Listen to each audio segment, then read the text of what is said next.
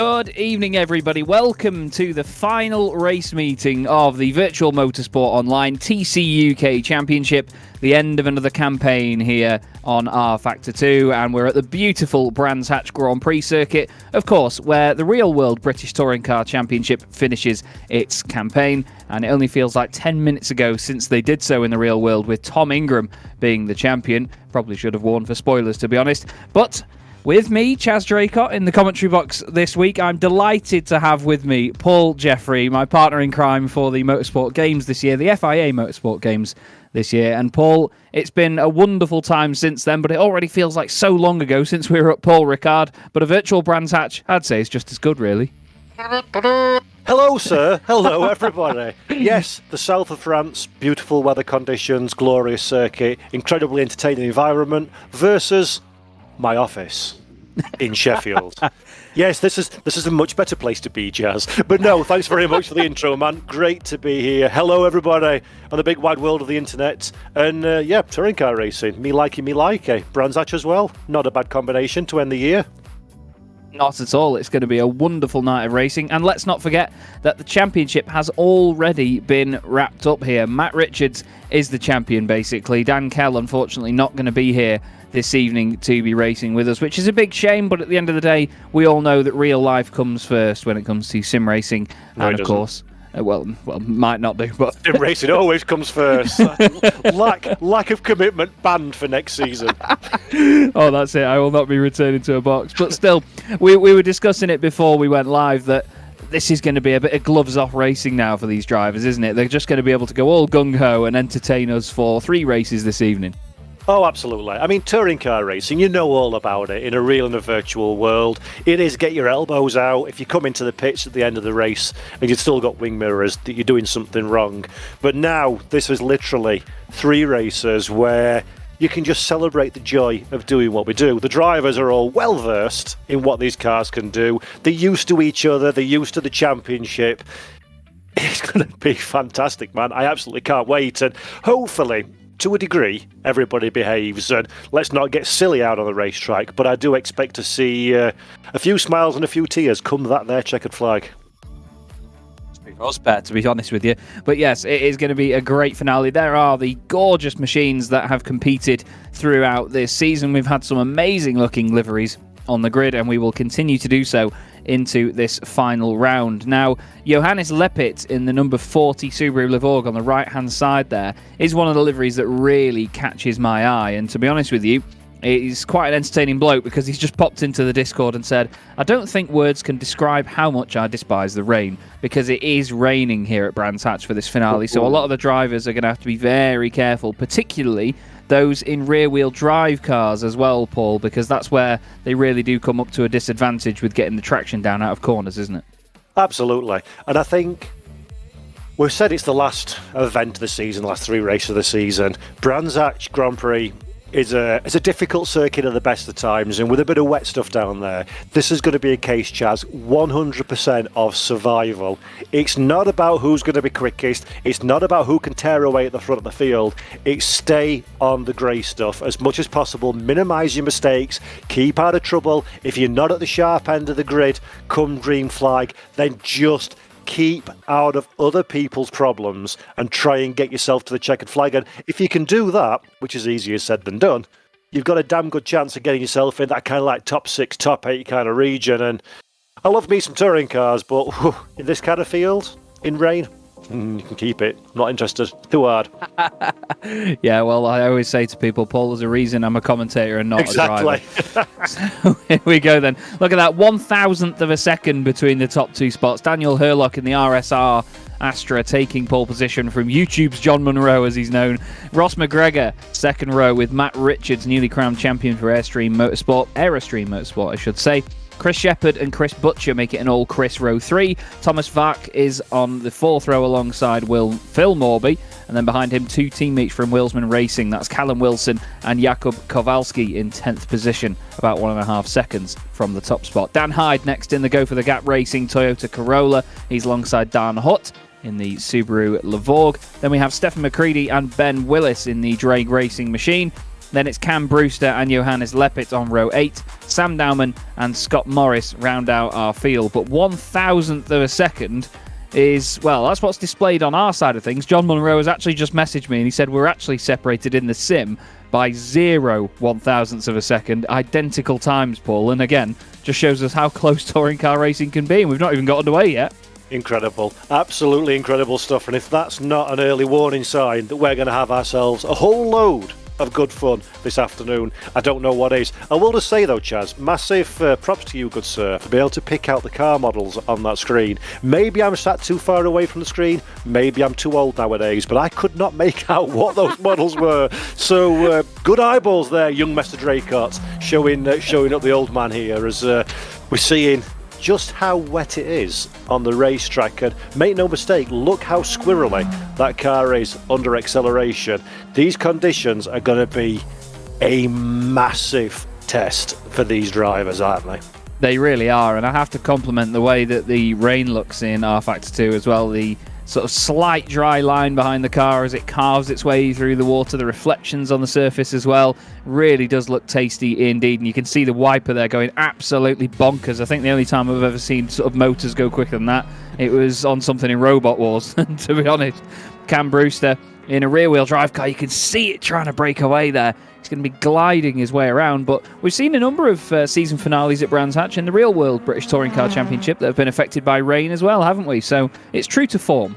Yeah, absolutely. It's a great way to sort of level things up a little bit for the last race. It's good that there's no real championship charges. Look how difficult it is on this outlap. Now, in a touring car, in R-Factor 2, the tyre model is obviously incredibly detailed in the same. I work for R-Factor 2, go to Steam and buy it now. But the way that it affects these touring cars, you've got 1 or 2 laps, especially in rear-wheel drive, where you need to get a bit of a tyre warm-up anyway, regardless of the weather conditions. Added into the fact that the track temperature and the ambient temperature is a lot colder, the circuit is, as you can well see, completely sodden with water. This, Chaz, for the opening 2 or 3 laps, I expect to see the front-wheel drive cars in the ascendancy, just until the rear-wheel drive cars start to get a little bit more grip underneath them and start to make their way forwards as the race kind of unfolds. But it's going to have an interesting impact on tyre longevity as well, I think. We know that the front left is often limited in terms of how much meat you've got left on the tyre in dry. But in wet conditions, that's going to even out a little bit, I would imagine. Yeah, definitely. And I mean, even last time out at Silverstone, the weather, well, it wasn't raining all the way through, but by the end of the race, there was a dry line emerging, and there were drivers that were so much quicker than others as the race went on. And to be honest, I think, based on how heavy the rain is here, we might not see a repeat of that, but it can very quickly die down, so we'll have to see. Herlock and Butcher are very close for P2 in the Drivers' Championship, I'm told by Matt Richards, so we need to keep an eye on them. There was only about 12 points between the two of them, and bearing in mind you can get a maximum of 22 in each race when you get fastest lap as well, and of course you can get all sorts of points from all sorts of places. I think we're in for an absolute treat, really, with the championship protagonists when it comes to the end. But I mean, look at the way that even the front-wheel drive cars are dancing around here as they have that horrible front-wheel drive understeer as they're on the power. It's incredible, isn't it? You need to win an award for the most insightful commentary comment I've ever heard in my life. You can get all sorts of points from all sorts of places. Oh yeah. Well, beautiful. Really putting the audience in the scene, making it feel as though they're trackside with us. Well, that's it. I was looking all up and down the point standings to see if you actually get 20 points for winning a race, or whether it's 21, because nobody's ever got less than 21 for winning a race. So I'm pretty sure it is 21, and then you get... Well, someone's got 23 here, right? Someone's pulling my leg. But honestly, it's just... Well, it's one of them where... I love the fact that you can get extra points. You know, that's what can make it so interesting. And over the course of a race, that can develop. We've seen it before with fastest lap points in certain championships, and, you know, points even for leading a lap as well. You know, that can really throw the cat amongst the pigeons, because even if you just lead the one, then that is an extra point overall. So I'm excited to see whether any of that comes into play as well, to be honest with you. Interesting to see how the water is being affected by that wiper blade there. Clearly set off in a different direction for Dan Hyde, but anyone but Dan, to be honest with you. We'll pretend we've not seen that little graphical glitch, and it's not representative of the R Factor 2 software. Please ignore. It's just Dan. It's just Dan hide things. If Dan can find a way of doing something, he'll do it. Bless him. This is another Dan that we need to keep our eye on, though. The RSR Vauxhall Astra. It's one of the prettiest cars on the grid, if you ask me. It looks stunning. It's invisible. It's got a cloaking device. That's cheating.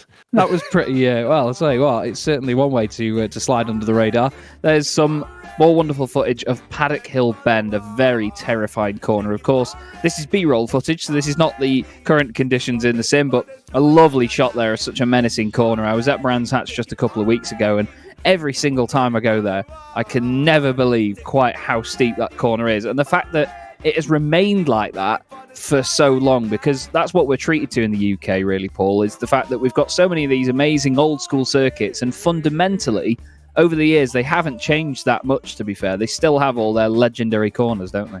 Yeah, absolutely. We are quite fortunate, as you say, in the United Kingdom. We've got Silverstone, which is the home to the British Grand Prix, so that's kind of progressed over time to accommodate the various requirements at top level open wheel racing. But we have an absolute wealth of national racetracks that host international meetings, of course, but circuits like Brands Hatch, like Donington Park and Croft, etc., where they stay very, very true to their original format, from sometimes dated all the way back to sort of like the 1930s, 1940s, and after the onset of war completed and the airfields were taken back over, reclaimed from the military to be racetracks. So we are very, very fortunate in that regard, and it does lead to some legendary corners and some absolutely unique and incredible circuits. There are a few countries where you can have a corner like this, Paddock Hill Bend at Brands Hatch, and then go to somewhere like Knock Hill that's 400 yards maximum, uphill, down dale, over Grims. Really, we're very lucky in that regard.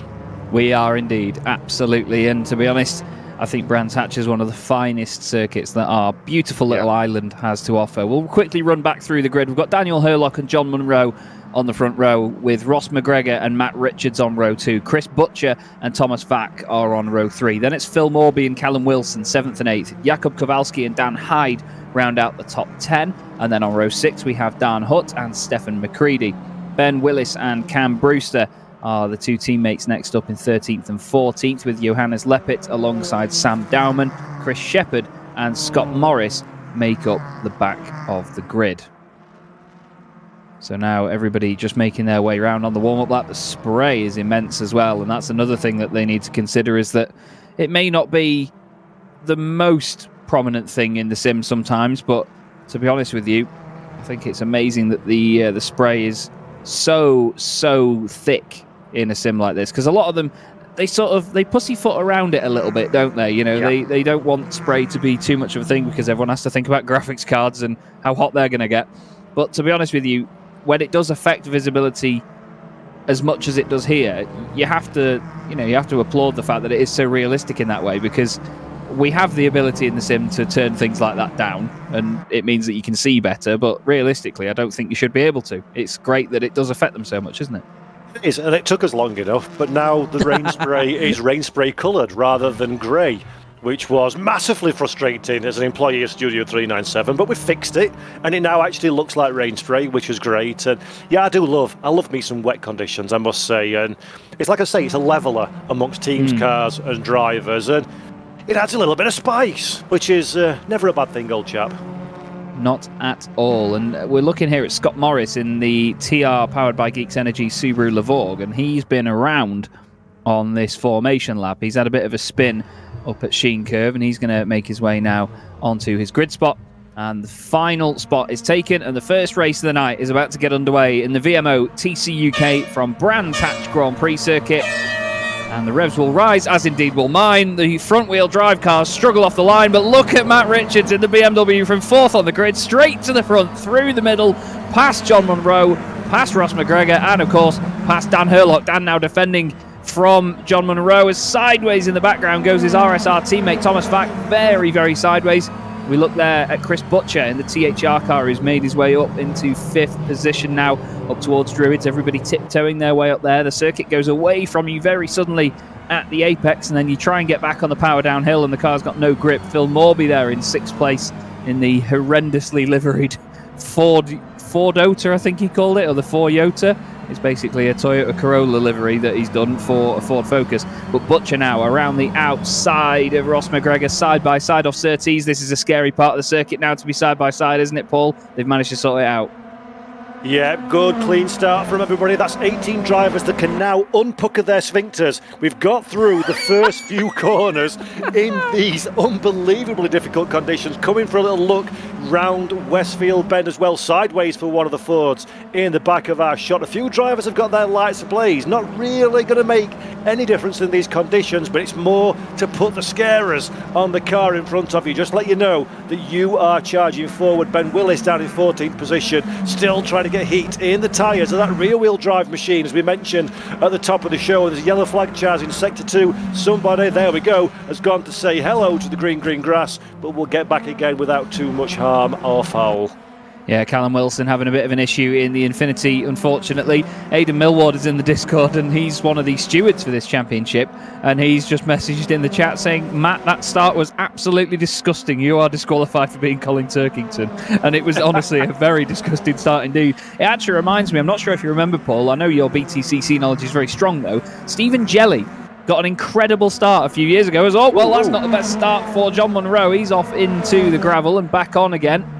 Well, it was Stephen Jelly in the 1 Series BMW a few years ago, the final meeting of BTCC, I'm pretty sure it was, and he got an absolute cracker of a start. Probably one of the best starts I've ever seen, and I think he went from 6th to 1st before they got to Paddock Hill Bend. I'm not quite sure if I've got that right or not, but honestly, if we could ever have a look at it, I'm going to try and find it later on. But right now, we've got the two Zanshow Simsport Focuses having a good old scrap there with Butchie behind them. And now we've got Johannes Leppert, who really hates the rain, as he said before. And I'm not surprised. He's in an absolute boat of a Levorg, to be honest. As whoa, there goes his teammate just behind. And, well, it resembles a cruise ship, doesn't it, at the best of times, the Levorg. But it really is doing a good impression of it right now. Yeah, docked into the barriers, let off passengers, and we'll get back on the racetrack. Good to see the Subaru Levorg racing here in the VMO TCUK Championship. Shame it's not quite as strong as they would hope it to be at this stage. Much like the real car, started competitive, then plummeted like a stone, and unfortunately, same things happening here in these wet conditions. Chris Butcher,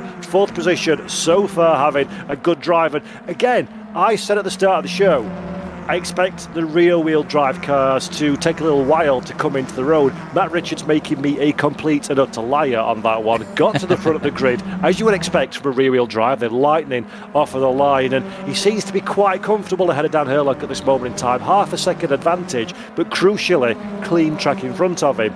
Downside to that one, Chaz, as you well know, racing in the rain, if you're at the front, yes, you've got a clean windshield.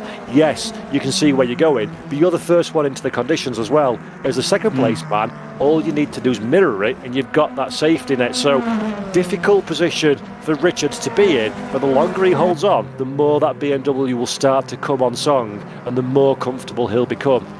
Yeah, definitely. But right behind him, though, now, Daniel Hurlock has taken a couple of tenths out of him. And to be honest, Hurlock is a man on a mission here because he's got a championship position to fight for. He and Butcher will both overtake Dan Kell in the championship as long as they just score some points this evening. They can definitely jump him. They're only 9 points behind, really, coming into this one. So even in this race, they'll do that. But Hurlock wants to make sure he's got as many positions under his belt as he can get because Chris Butcher, in 4th place in this race at the moment, is only a couple of positions back, so he's having to do a bit of damage limitation, but he may feel a bit of pressure to try and move forward past Ross McGregor, so I'm intrigued to see how that fight goes. He's the filling in a Zanshow breaded sandwich at the moment, but Daniel Hurlock on the headlights, he's flashing the lights now, he's telling Matt Richards, look, I'm on my way here, I'm on my way in this wonderful Astra. I still think the Astra is one of the best looking NGTC cars there's ever been. It's such a beefy bit of kit, but you can see Richards is having a bit of a wiggle around. He might be struggling slightly, but I mean, all the guys in the championship know that he's got that BMW wrapped around his little finger. Everyone really praises him for how well he drives it. And John Munro, well, he's in the Ford Focus right now, right behind Butcher for 4th place. And to be honest, this is not what Butchie needs. He doesn't want to be under pressure, does he? No, absolutely not. You don't need any kind of car to be harrying the rear of you. Again, in these conditions, it's so easy to snatch a break. It's so easy to be a little bit later on the middle pedal, coming into a corner and then catch your rival in front of you. And light contact in a touring car often leads to big mistakes. So John Munro now is very much the man that's he's in the prime position to try and make a move as Herlock again looking to there. Is this opposite day? I am sure I've just said the BMW is going to get stronger. And what does he go and do? Starts dropping back. This is becoming moderately irritating, and we've only got lap 4 of 15 and there's 3 races to go. I am not making predictions, but I will say, look at that flashy light. That's something new in our Factor 2. It took us 15 years, but we got there. Flashy lights at last, as we see in Herlock now.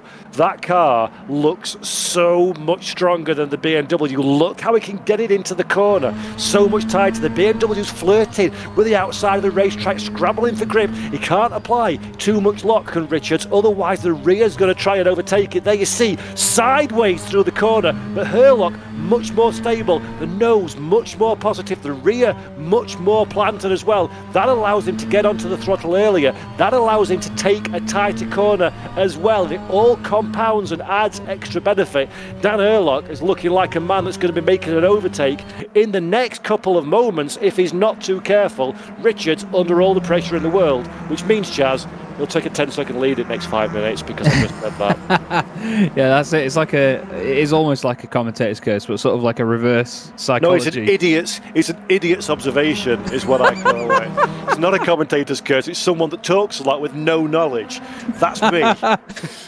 Well, I've just seen a message in the Discord from Aidan Millward saying to Dan Herlock and anyone else that may be doing it throughout the field, don't flash your lights behind a car when there's no reason to. So obviously he's referring to the fact that, I would have thought the same as well. Richards hits the damp patch and the compression at the bottom of Paddock Hill Bend. Herlock is suddenly down the inside, hurls it down the inside, you could say. And now Richards is dancing his way around Druids. There's a tiny touch on the exit and they just get away with it. That's the beauty of touring car racing, though. These cars can really lean on each other and get away with it. And Daniel Herlock takes the race lead right now. And look at this now. McGregor this is John Munro on the back of Chris Butcher. Butchie goes through at Druids, but now John gets the cutback on him. Behind them in 6th position, we've got Thomas Vack in the other RSR Astra. Now that is important because he's teammates with race leader Daniel Herlock, who is in a fight in the championship with Chris Butcher. So if Vack can put him off now and take at least a couple of points away from him by overtaking Butchie, then that is his job done as a teammate. So it's going to be intriguing to see how this goes, because he was sideways through Paddock Hill Bend at the start, but he's clearly got the pace to catch up to and stick with these guys in front. Yeah, Thomas Vack needs to get a bit of a shake on now, or a shake and Vack, some might say, in 6th position as he's chasing down Butcher. And you're absolutely right, that is a beautiful looking Astra in the British Touring Car Championship. An old model now, one of the oldest models still in active competition. Possibly we may no longer see that one running in 2023 in the real world. Be a real shame Power Max Racing run that car with some success in recent years. I think Jason Plato in 2019 was the last one to take the checkered flag first for his 97th British Touring Car Championship win. But the recent economic downturn and the pandemic disruptions not been kind to Power Max Racing, and they've fallen down the grid in recent seasons. In fact, not even making a full championship campaign back in, was it 2020 they did a part season? So Power Max on the back foot a little bit, but it's looking resplendent in virtual form as now Matt Richards, former race leader, the Rocket Man on the checkered flag, is 3rd position as Ross McGregor for the Zanshow car sneaks his way up into 2nd. So front wheel drive 1 and 2. And this is how he did it as well. Nicely queued up, Ross McGregor just down the inside. Matt gives him all the space in the world. Oh, he touches the painted surface on the left-hand side, though, and it just floats the car a little bit wide. And that must have been a very scary experience for Richards there, because when you're trying to turn into Paddock Hill Bend and nothing happens, that's probably the worst place in the world for nothing to happen. Now this, behind the other RSR Astra, is, well, another one. We're actually looking at Phil Morby in the number 14 team at Garney, which is all the gear and no idea, with Big Fan Esports in this blue and red thing. He's now got Chris Shepherd. You know when you right said at the beginning of the show, oh, look at the Spotter's Guide, there's some beautiful liveries. Where? I haven't seen any yet. Where are these beautiful liveries? This is actually, it's borderline offensive how awful this field looks. But no, there's definitely some curious choices there, I must say. I am being light-hearted, of course. If anybody watches this bike that's racing, don't come and beat me down. I jest you all, but yes, they are ugly cars. But he's not guilty, Your Honour. Yeah, not guilty. It was Chaz. Oh, right. Blame it on Chaz. Oh, right. I'm suddenly a witness turned victim now. Yeah. Right. Back to Ross McGregor at the front, and he is starting to close in a little bit on Daniel Hurlock. He's keeping him honest at this stage. Ross isn't really in with a massive championship shout outright because he's on 227 points going into this. He won the third race at Silverstone last time out. An amazing performance it was as well. But he's some 62 points behind Dan Hurlock coming into this meeting, so he can't affect him in the championship now. But at the end of the day, he can still try and take some points away for everybody else, and that's what he's going to do in the Ford Focus. He sticks it nice and tight down the inside of Surtees. Such a painful corner, even in the dry, isn't it, Paul? So to try and get it done in the wet, especially in a front-wheel drive car, where the front end just wants to magnetise itself towards the nearest fence, it can be a very, very painful thing to guide a car like the Focus around here. Oh, absolutely. Torque steer is a major thing that you have to deal with in these cars. As we're just watching McGregor, the little moment then, Hurlock ran wide, managed to keep his foot in and keep it on the track. But that's a little chink in the armour that Ross McGregor will be laser focusing in on. But yeah, back to Surtees, it's a dreadful corner. It seems to go on forever. You never quite know where you need to turn the car in to get back on the throttle, and with the wet conditions, and as you say, with the torque steer as well, so difficult to balance the car, and that's only going to get more difficult, Chaz, as the race progresses, as tyres start to wear. The track is dynamic, of course, so the level of rainfall and the level of grip available to you will be changing as well. And yeah, it's all of these things that we talked about in terms of mixing things up for these drivers. As I can smell fried chicken. So my wife and son have just come home and they brought fried chicken. Thanks very much for someone who's not had any dinner. I always enjoy it when that happens. I'll go downstairs at the end of the broadcast and be like, "What's for dinner, love?" And I will get a less polite version of, "Make it yourself, sweetheart." I thought there was going to be some sort of clever link to Stephen McCready or his livery or something. No, I wasn't expecting intelligent enough to try that. Sorry, it wafted into my nostrils and irritated me. But Stephen McCready is doing a good job. Back on topic, so well done, lad. Carry on. He's really closing in on the car in front as well, which is Jakub Kowalski in another Infinity as well. So equal machinery for these two drivers. It's Wilsman Racing ahead of Pixelate Esports. And you can see still they're floating their way around, and even in the background, Dan Hutt in the Subaru Levorg completely hanging the back end out on the exit of Druids. It's great to see, and even there, look, Stefan's almost in a straight line and he's getting on the power, and the Infinity is trying to turn hard left. All of a sudden, Matt Richards finds himself behind another Zansho Focus. Now, Matt does technically drive for Zansho. He is part of the Zansho Simsport group, and he's just running basically his own independent livery in this championship, the Aerostream Motorsport BMW, doing a wonderful job of it as well. He is drivers champion and independence champion so long as he wins this race. Well, so long as he finishes it, effectively, because he will outscore Dankel by enough by the time that the meeting's done. But he's got John Munro in front of him now, who puts another Zansho Focus onto the podium. And doesn't everybody drive for Zansho? Pretty much, yeah. I think even Aidan Mildward had a go at it, so it's got to be fairly easy to get into that team. No. Only joking, Aidan. Only joking. He does drive for them, does Aidan? He certainly does. But we've just had a little battle go on there with Chris Butcher and Thomas Vack, and well, Vack had a go at him, but couldn't quite get the move done, unfortunately. Now he's lost a little bit of ground. He's lost a couple of car lengths, so he's got to sort of recuperate and try to just close back up again, but it seems like Butcher's just not quite got the pace here. He says that he's had a lot of other championships and commitments going on, so he's not been able to get to his ultimate pace this season, because everyone in the series knows that Butcher is so fast, a previous champion in this series as well, and he's certainly proven the point before, as we see Dan Hyde running wide, and then the car ahead, which is Cam Brewster, very sideways through Paddock Hill Bend. We love ourselves some rainy driving in touring cars, and Brewster now, that little slide, that's really compromising for the run into Druids, and now to drop down in a Graham Hill Bend. Again, this is where you'll see the front wheel drive difference to the rear wheel drive. A lot smoother. We couldn't see. Oh, there we go. Rear wheel drive, massive difference, because he's gone cutting some grass. So Dan Hyde, easy overtake there, no problems whatsoever, and Brewster needs to be a little bit careful getting back onto the racetrack, not to be collected by the eager beavers that are charging through Graham Hill Bend behind him. As once again, we're looking at Thomas Vack. That is Butcher, so Butcher's position very much on the chopping block at this moment in time in 5th and 6th, but Vack is the man on the move. The little Vauxhall showing good in these here weather conditions, and it just goes to show, doesn't it? Different cars, different wheelbases, different sort of mentality to how the car is engineered. They all have different outcomes depending on the track and depending on the conditions, don't they? Yeah, they've all got their own little nuances, and that's always great to see. That's the word I was looking for.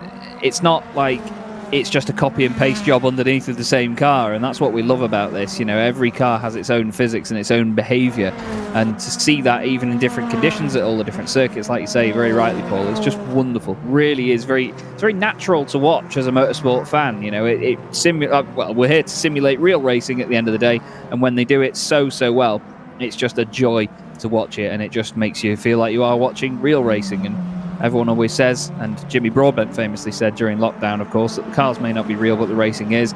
And it's in moments like this where, well, you can't argue that he's wrong, can you? Not one bit. Thomas Vack now, though, right on the back of Chris Butcher. And, there's a car off in the background there. We had Cam Brewster on our screen there. It's Johannes Leppit that was off in the Lavorg on the exit of the final corner. He's just got back up to speed and then back down towards Paddock Hill Bend. And, well, you can see that he's tiptoeing the car around. But this battle for 5th position, very intriguing, and this is going to blow the second place battle in the championship wide open, because if Thomas can just keep the pressure on Chris Butcher and maybe force him into a mistake, it's going to give Dan Herlock a decent points advantage. Now here's Johannes Leppit, and look at that. Ooh. He gets on the throttle one way then the other. Now I was commentating at Brands a few weeks ago, and even the trucks were doing that. The back end, when they were grabbing a gear just over that little lump in the middle of the start-finish straight, they were completely sideways, even still when they came past the commentary box. It's a terrifying bit of circuit, but everyone always forgets about it until it comes to tricky conditions, don't they? Yeah, well, it's easy to do, isn't it? Straight line, you think you're okay, you get on the loud pedal, and then before you know it, you're kind of recovering from whatever's happened, and it's just dawned on me.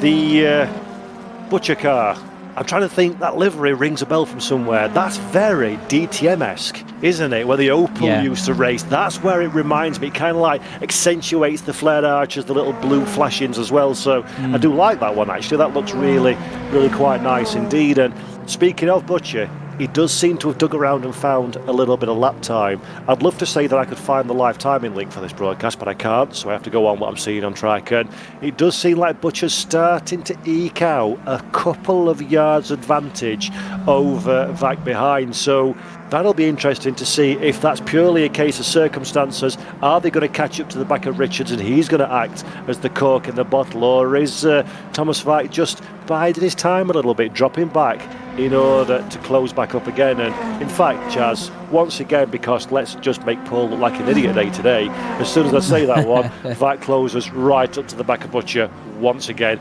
nullifying the last 30 seconds of mine, yours, and everybody watching's life. Sorry about that. Well, that's just part of racing, isn't it? Absolutely is. And this is, well, it's the Newton's cradle of motorsport.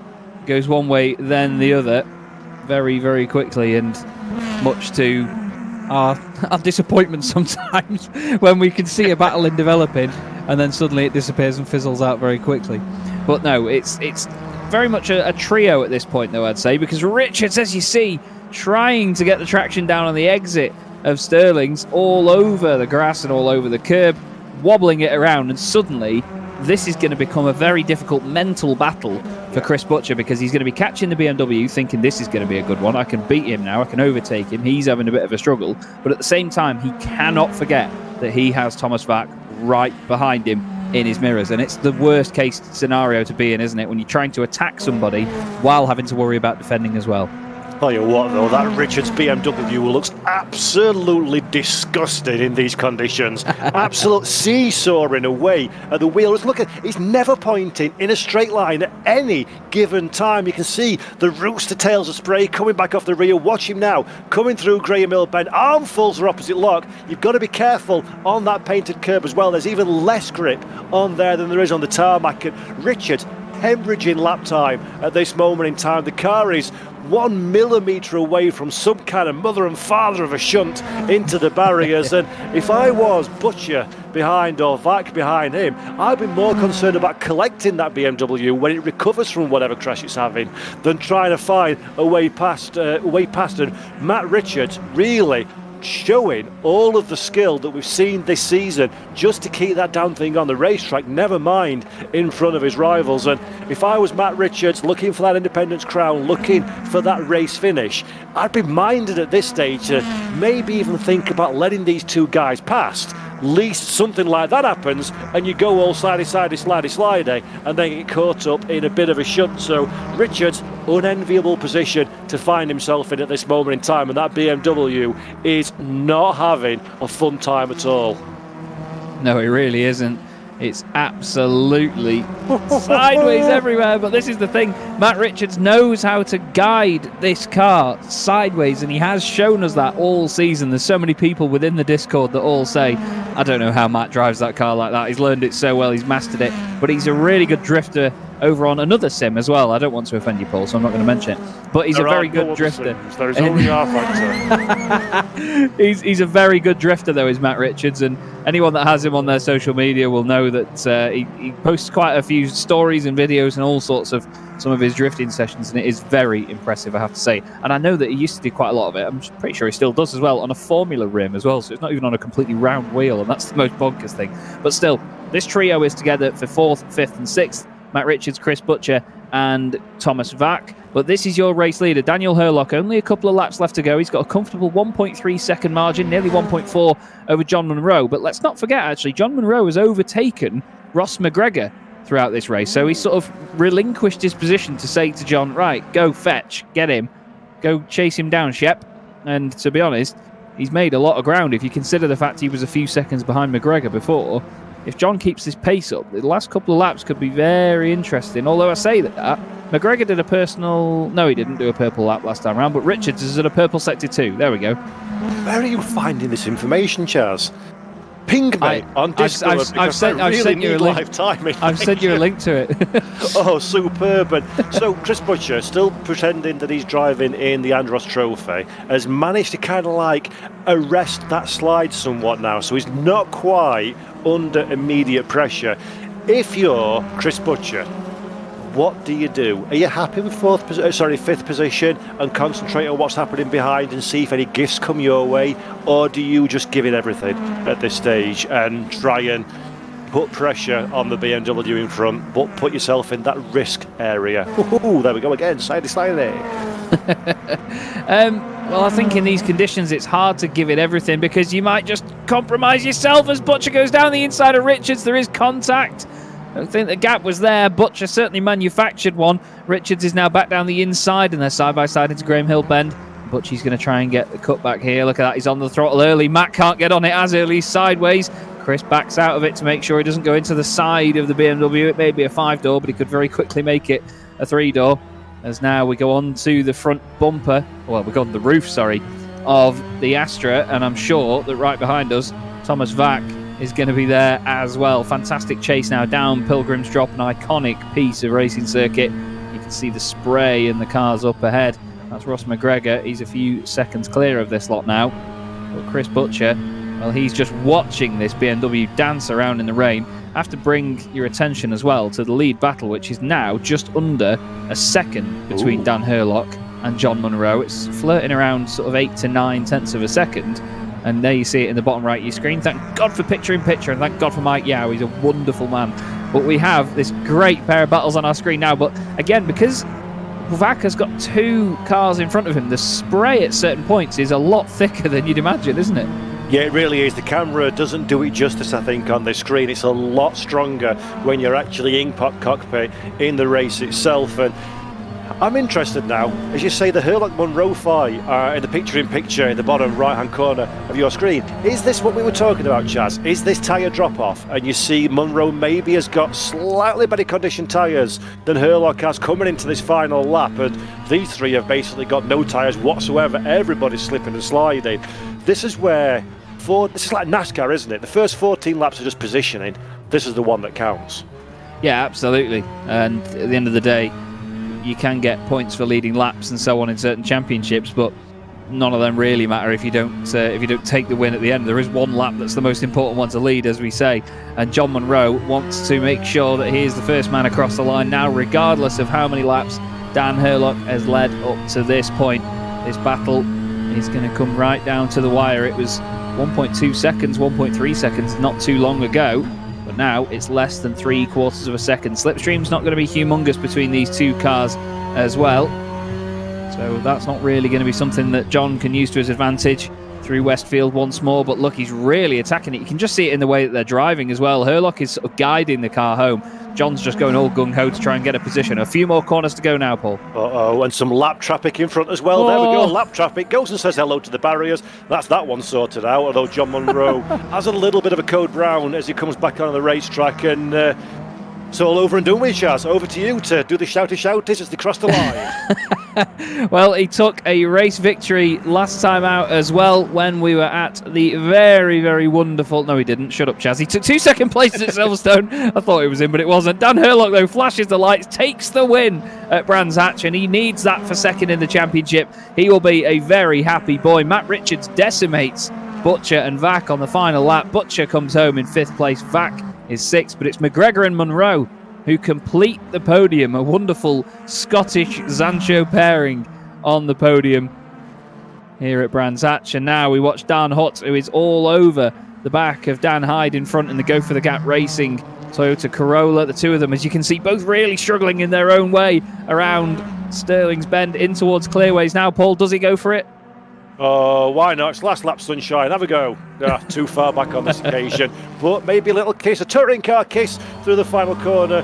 Not quite. A bit of a squabble back on the power. Oh, there we go. Go for a sideways squabble. And nearly go and get some autographs in the crowd, but just about holds on. And a quick one to mention, Jazz, Munro very kindly conceded position to McGregor on the final lap, the final turn, to get Ross back up into second position. So, bit of team play there from Zancho. At least somebody's taking this seriously.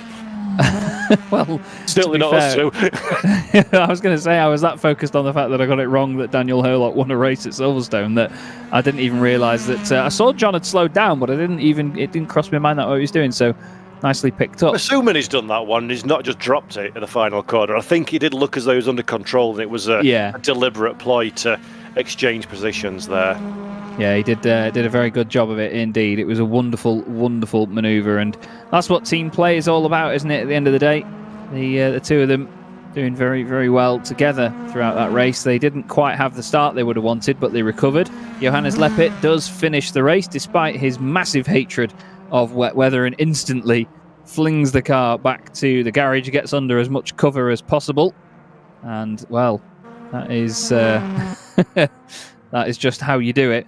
Aidan has messaged in Discord saying, somebody clip that returning of the position and send it to Max Verstappen.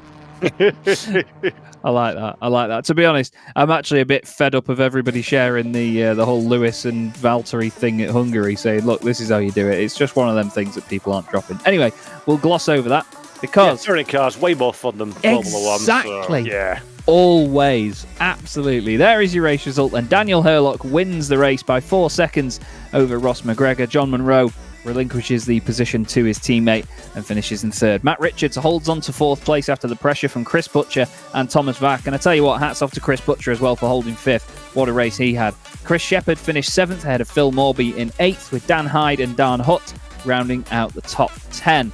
Those two, I think Dan Hutt was 24 seconds off the lead. Shows you how much it spread out actually throughout that race. 11th place went the way of Callum Wilson. He was 25 and a bit seconds off the lead. He was ahead of Cam Brewster, who finished in 12th. And it was Jakub Kowalski, Stefan McCready, Johannes Leppit was the last car to finish the race. And then Sam Dowman was 2 laps down. And Ben Willis and Scott Morris did not finish the race. Well, I will say, Mr. Draycott, I doff my virtual cap to those drivers, despite the temptation to go bonkers and the difficult conditions in which to do it in. Some very nice driving indeed from the entirety of the field. Everybody kept it under control. We saw some good sideways action. A few people went scenery spotting, but just in overall, Very nice. My first exposure to this year championship, and I come away from race 1 rather impressed. Good driving throughout. Yeah, that's it. It's always good fun in this championship. It's always very, very clean indeed. And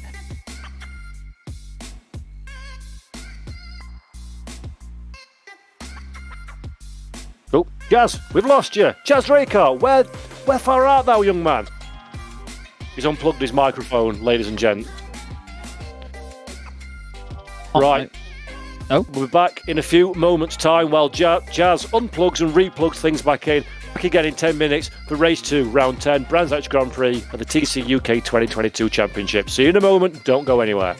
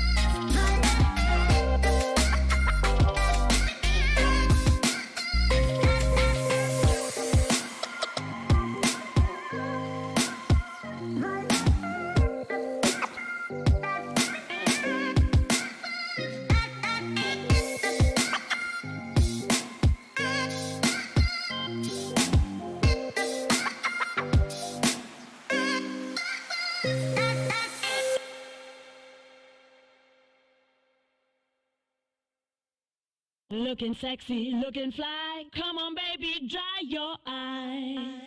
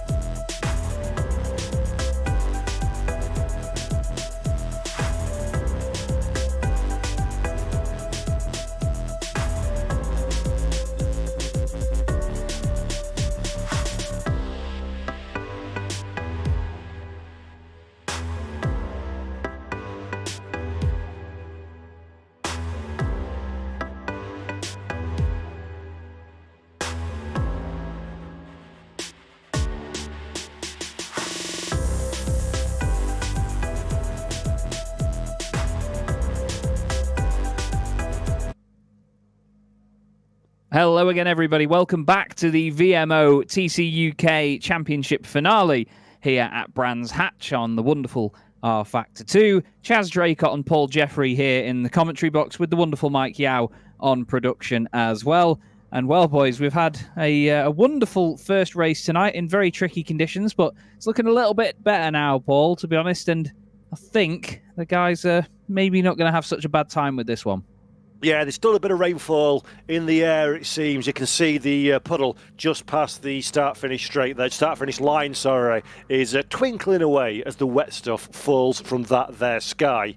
But it may be a tad drier than we saw in race one. But importantly, especially for drivers at this kind of level, they've been in those conditions in a race scenario. So now it's a bit more of a known quantity, Chaz, and that's going to really, really help their understanding of how to attack this race, how their car behaves over the stint, and any opportunity they may or may not have had just to do a couple of tweaks to the setup of the car as well to react better to what's in front of them. And look, there we go. This is round number 12 of Paul Tells Lies on broadcasts. It's not better at all. It's exactly the same.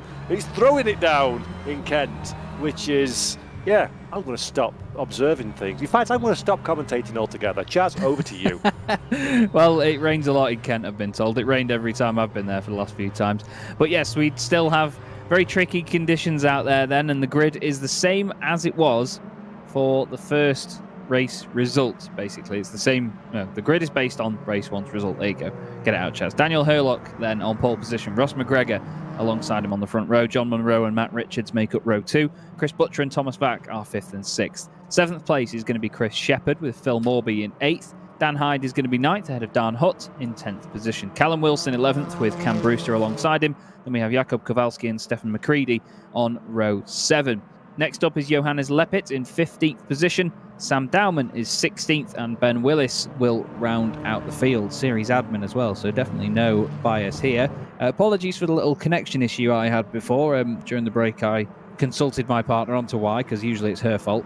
And basically, our internet is that fickle that whenever she takes a picture or a video on her phone, i.e. the picture of my son, who happened to be reading his own bedtime story in a Scottish accent when I went upstairs, when it uploads that video to Google Photos, obviously that affects our bandwidth, and so I disconnect for about a second. Pathetic. Chaz Draycott live from 1993. Yeah, that's my internet. Honestly, anyone that knows me from any of my broadcasting of other sims that I've done, it's the same. You know, for about a year, and Michael testified to this as well, our producer, when we first started working together, we could never figure out why I kept having random disconnections. Every time my partner takes a picture on her phone or has it linked up to Google Photos, or whenever it does an hourly upload or a sort of synchronization or whatever, it used to start doing that, and it used to kick me off the internet as well. Hello, Ben Willis has kicked himself off the circuit in the Infinity, one way then the other. Infinity and beyond. Yeah, Infinity and beyond the white line. Yeah, not the best moment there, but based on what you saw in the first race, Paul, any predictions for race winner in this one, mate? Predictions for race winner, no, but I expect carnage. Carnage at the end of the first lap. Sound like Craig Charles in Robot Wars Extreme. Right then, Daniel Hurlock then starting from pole position. Ross McGregor alongside him. Watch that black BMW on the right-hand side of your screen, because Matt Richards is going to do it again. 4th place all the way to the front. It is identical to race one. A lovely start by Matt Richards. That is remarkable. Ross McGregor going around the outside of John Munro, side by side. There you go. And he just about makes it, does he? They're still side by side. Chris Butcher's in there as well. They all try not to make contact. Thomas Vack is trying to go down the inside as well. Behind them, it looks like a nice start for Phil Morby. Even the focuses are sideways as they go down the hill as well. Ben Willis has shoved one of the Go for the Gap racing machines. I think that was Dan Hyde. He's the only one. So he goes around in the Corolla. He's had a nightmare start. He was inside the top 10. Everybody else in the field, by the look of it, has got away with it and not dropped position. Sam Dowman is the last car that isn't Dan Hyde at this moment in time. Not that that's a statistic you should ever repeat. But Matt Richards straight to the front once again, Paul. Amazing start. Yeah, really good start at the front of the field. Credit to Ben Willis as well. He didn't get him first time, second time or third time, but 4th time was a charm to spin round his rival. But Willis is now in 14th position. We're looking at Chris Butcher, this moment in time in the THR car. 5th position just ahead of him is John Munro, and there is Daniel Hyde looking to make a recovery in the beautiful little Toyota Corolla. Not quite enough of an overlap on Sam Dowman. At this moment in time, outside didn't work. The inside will do the job nicely. Thank you very much indeed. And Daniel Hyde's recovery begins here and now as Ross McGregor getting some dramas at the front of the field. Yeah, he's really putting...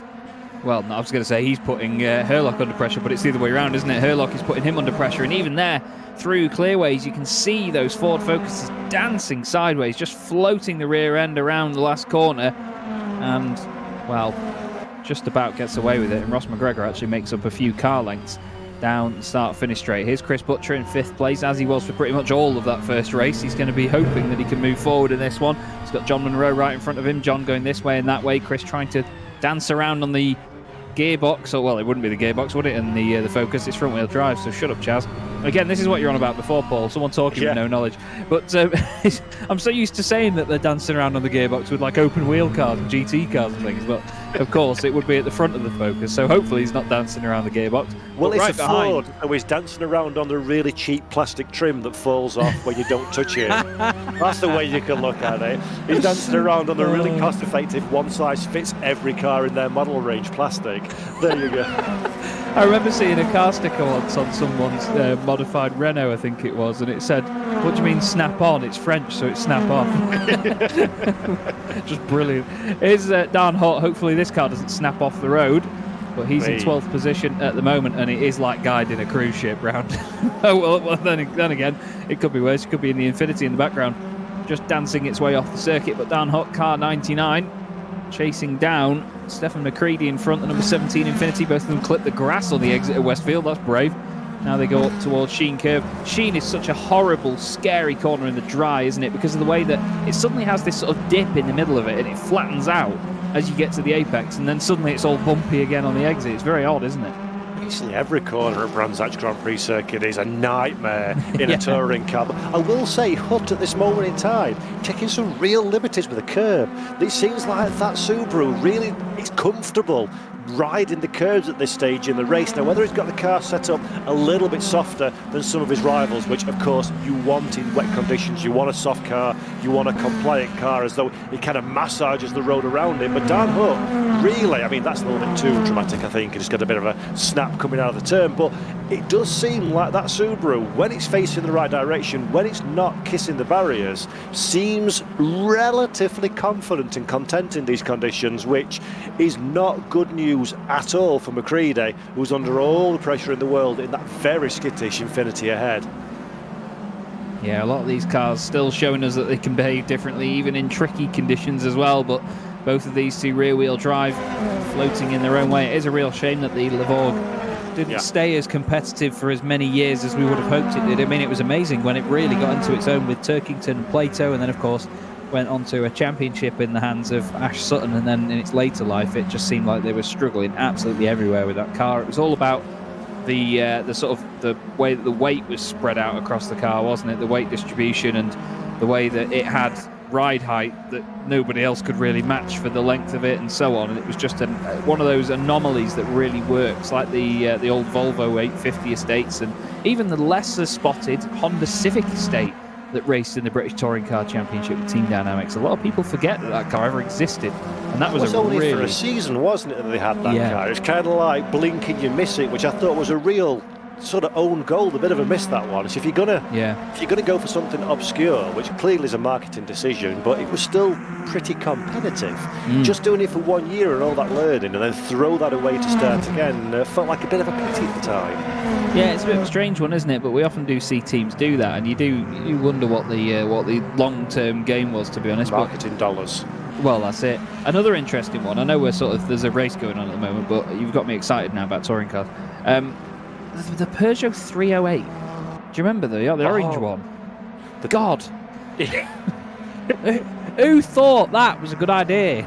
Like, oh God. Anyway, less said about that the better. This is Jakub Kowalski in 15th place. He's got Johannes Leppert in front of him, so he's in for a surprise at some point, I'm sure. But now he looks down the inside into Surtees.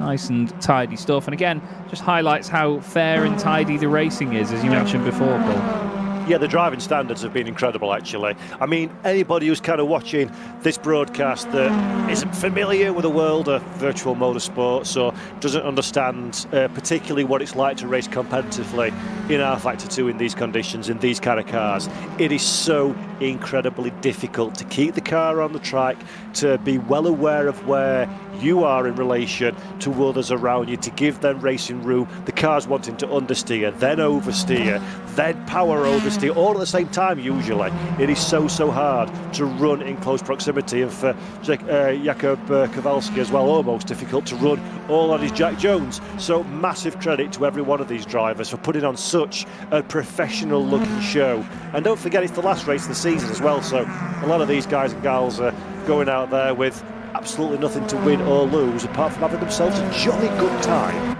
Yeah, that's it. And there's a lot of drivers out there tonight that aren't going to be sort of fighting for a championship. They know that there's nothing really that they can win, but at the end of the day, they've had the season. The championships have been decided. You may as well just go out there and enjoy it now. And it's great to see that even at the end of a season, as we both know, in sim racing, numbers can dwindle very quickly when it tails off, and especially when the championship's been sorted. But it's just great to see that all of a sudden they're back on it, and you know, everyone's here because they enjoy it. They're here for the love of it. It's absolutely brilliant. We've got Mike Yao posting more pictures of terrible Peugeots in the chat. We've got the old 406s, which apparently some of them still run, the Peugeot 406s from 2001.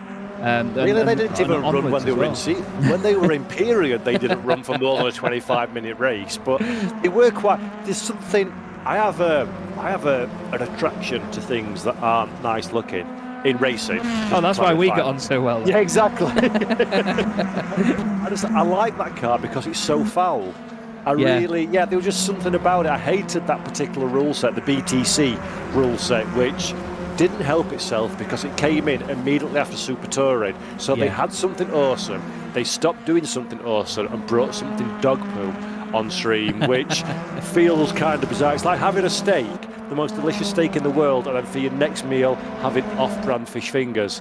Anyway, back to the action. John Munro, speaking of fish out of water, is in fourth position and fancies third, looks to the outside of Hurlock, decides nothing doing, cuts back to the inside of Paddock Hill Bend. That'll give him the run up to Druids. Hurlock recognises the threat and goes immediately to the inside. So Munro now will again get back on the brakes. So what it knows is going around the outside of Druid to try and get the inside for Graham Hill Bend, but Hurlock recognises the threat once again, runs the car all the way out to the outside of the racetrack, keeps it within the confines just about through Graham Hill as we run down now in a Surtees. This is going to be a big ask for John Munro. Gets the car to the inside of Surtees, stops it on his markers, gets the job done, and that, ladies and gentlemen, is how to make an overtake at Brands Hatch. John Munro, fantastic stuff, picks away third position from Hurlock ahead behind. Great drive from the Zancho Simsport man.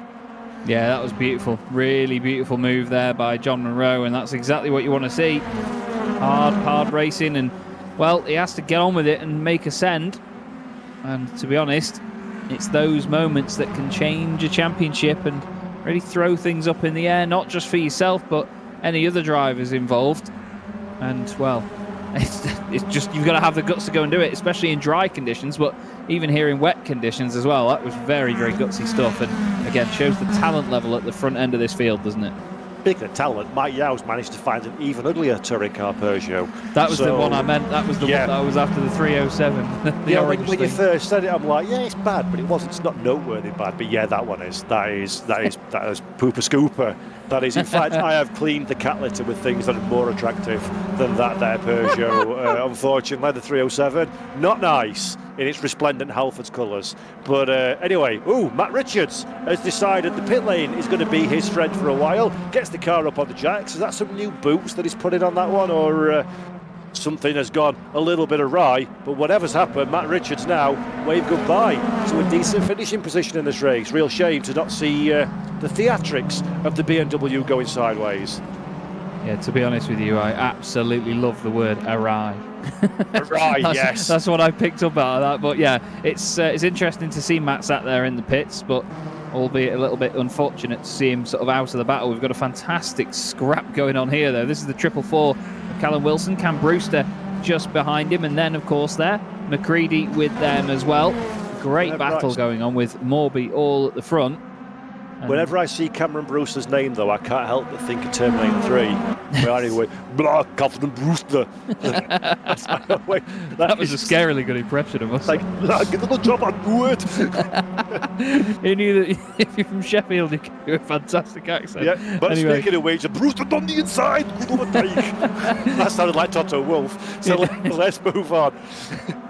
We've got the 4 Infinities together now, and down the inside of Wilson. Well, he's been absolutely freight trained. Oh, a bit of contact as well from the 85 of Ben Willis, who makes it down the inside, and it's the 444 that loses out. Callum Wilson going absolutely backwards there, I'm afraid.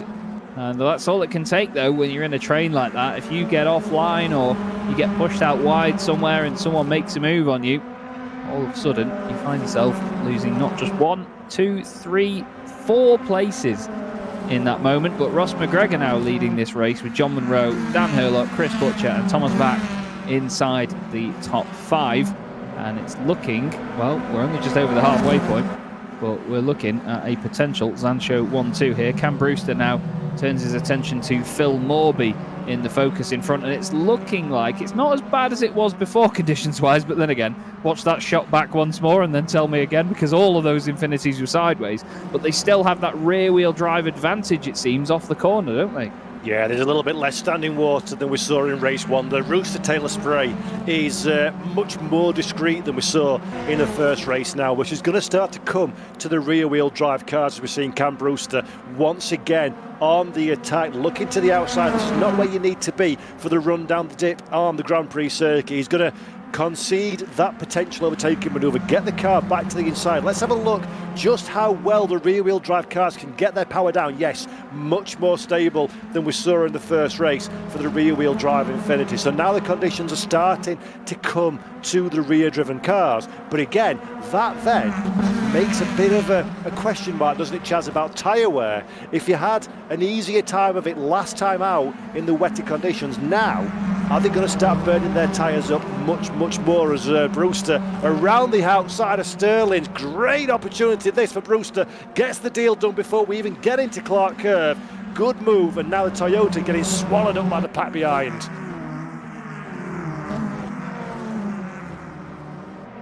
And Chaz Draycott's wife again must be uploading photographs because he's gone onto the silent as we're looking now at Chris Butcher at the front of the field, 4th position, trying to find a way past Hurlock for 3rd place, gets the job done on the switchback, and welcome back Chaz. Yeah, sorry, that wasn't her actually, that was me. I muted my mic to have a drink and I didn't unmute it. Hey, amateur. Absolute amateur hour here. Too busy spamming ugly photos of Peugeots in the chat. That's the problem. Yeah, me and Mike were discussing which Peugeots look bad, and now I've turned it to which ones look good. Anyway, Chris Butcher, failed miserably, by the way. He's going to be fed up of looking at Astras, especially the RSR ones. Why has one got a black roof? Anyway, oh no, they all have. It's just one of them's matte and the others aren't. Sort your spec maps, boys. But honestly, Chris Butcher is going to be fed up of looking at these RSR cars right now. All around him, he's got Thomas Vac, he's got Chris Shepherd behind as well, and even in there as well is Daniel Hurlock in front of him, sorry. They're side by side, a little bit of contact as they go through Westfield. There's more cars than you can shake a stick at, but this is great stuff to watch. Butchie hold on to it. Wonderful fighting between the two, but once again, it shows us just how good the racing can be in these cars, Paul, because they can lean on each other a bit, they can survive the contact, they don't always go flying off the road at the merest of light breezes, do they? They can proper have door-to-door real touring car racing, and look at that dry line that's forming now. Very distinct. I was just about to say that one. It seems like in the last 5 or 6 minutes or so, the rain stopped falling and the track is really drying out now as Chris Butcher in the THR car around the outside is not going to have enough of a run through Paddock Hill Bend, I don't think. There we go, make me a liar, thanks very much. He's on the outside though for the run up to Druids, and that's not the position that you want to be in. A little bit squirrely still under braking, so there's still a bit of greasy surface out there as the two cars try to become one, and once again Ross McGregor gets the position at the front of the field. But let's go back now to the Butcher fight and Hurlock, still side by side for the third corner in a row. Can they get it done now at clearaways? Hurlock to the outside, Butcher on the inside. Butcher runs to the middle of the racetrack. There we go, on corner exit, and runs out of space for Hurlock. Good job there, and now Dan Hurlock has got himself an angry hornet of cars behind him trying to find the way past. And they'll all be screaming at him as well in chat if they're all together, because they're all his teammates as well. They may have different spec maps on the cars, but they are all teammates together. That's Daniel Hurlock, Thomas Vack and Chris Shepherd. Well, Chris Shepherd's half on the road anyway. Some of them headlights ablaze. And Chris Butcher will be very happy now to have cleared Hurlock. He's going to be hoping to get further and further away. We've got a yellow flag in Sector 1. Someone having a little bit of a mishap. That's very quickly withdrawn again. But it's Zancho first and second, THR in third, and then we've got the 3 RSR cars, 87, 66 and 11 behind them. Cam Brewster is 7th, Stephen McCready 8th, Ben Willis 9th, and Callum Wilson is currently rounding out the top 10. But here is the lead. Well, I was going to call it a battle, but I don't think it is a battle as much. These two Zancho Simsport focuses are just working together to move forward now, and it's one of those important moments in a race, isn't it, Paul, where when you are working with your teammate, if you do go by one another, well, I was going to say you don't want to hold each other up, really. You want to do it on the straight. But again, they're making us liars, aren't they, mate? They're good at this. Welcome to my world, buddy. There we go. John Munro to the inside. He'll get that one done. No harm, no foul there. 3 wide. What do you call 3 Astras on the same bit of tarmac? I don't know. Absolutely no second-hand resale value. So Ross McGregor now drops down to second position. Big question, Chaz. Who's going to pretend that they're insightful and read Aidan Millward's comment in the chat and pretend it's our own observation? You or me? I'll dig the hole. I'll put myself in that hole. So what I think Matt Richards has done is, I think he's pitted so he can have a better tyre for the third race if it's dry. So he's taken his option now, or something to that effect anyway. If it's wrong, blame Aidan Millward. Yeah, exactly. And if it's right, then it's because you've got 2 absolute finger-on-the-pulse commentators calling the shots. And there is Matt Richards with said change of tyres. And look, note how there's no blue sidewall. Has he got himself some slick boots on there, which are coming alive? Because just remember how far back that BMW was when it made its stop. And last by a healthy margin as well. This is a relatively short lap. It's a relatively long time on pit lane to put fresh boots on the car, even if you're not taking fuel. So not only has he got the bad tyre, so to speak, out of the way for the second race, he's getting some learnings of what it's like in moderately dry conditions on this circuit. And actually, it's not a million miles away from getting a fairly decent result as well. Well, that's it. I'm just having a look now, and I'm going to keep my eye on his sectors and just see what he does in terms of the drivers ahead of him. He's gone off at that's Hawthorns, isn't it? As he goes up the hill, I was just staring at the timing screen. Suddenly saw him on the grass through Westfield again. He's going to lose a bit of time, of course, for going off, but he's straight back up to pace again, and now back up through Sheen Curve at the top, using all of that curb on the inside, staying as far away as possible from the grass on the left. Now nice and tidy through Stirlings, and it seems like the dry line is a bit more potent in certain places around the circuit, Paul, but I'll keep my eye on Richard's lap times and I'll get back to you.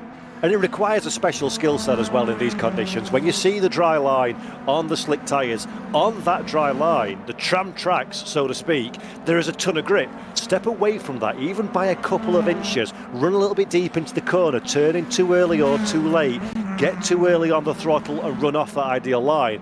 It is absolute ice on slick tyres. So, yes, faster in these conditions, but still incredibly perilous, and Matt Richards doing a sterling job at this moment in time in the Aerostream Motorsport BMW 330i M Sport BTCC car.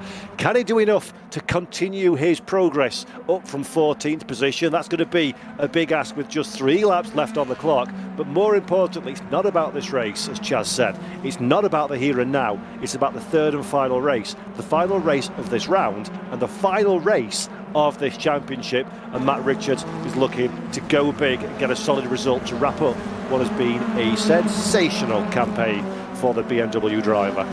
It really has indeed. I mean, when you look at the podium count for everybody, there's only 2 drivers that have got more than 10 podiums this season, and that is Chris Butcher, who's got 13, and Matt Richards, who's got 17.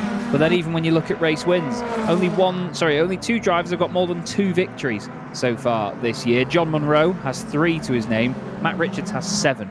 this season. He's been absolutely dominating at the top of the standings. I must give a shout as well to Callum Wilson, who's actually the highest placed driver in the championship without a podium this season. He comes into this round in 14th in the championship, so it just shows you how important the podiums are and how often they can come for drivers as well. But this is a great quintet of cars here. Cam Brewster in 7th position. Yeah, I love that one. We've got Thomas Vack in 6th place just ahead of him, but behind Cam we've got Stefan McCreadie, Ben Willis and Callum Wilson as well. Wonderful to see. We've got a couple of cars from the same teams, but then at the back of this, Callum Wilson in the Wilsman Racing machine, chasing down the Drake Racing, one of two in this group. We're looking at the other one now of Cam Brewster. This could very quickly become a sextet as well if the car ahead of them drops back slightly. That's Daniel Hurlock.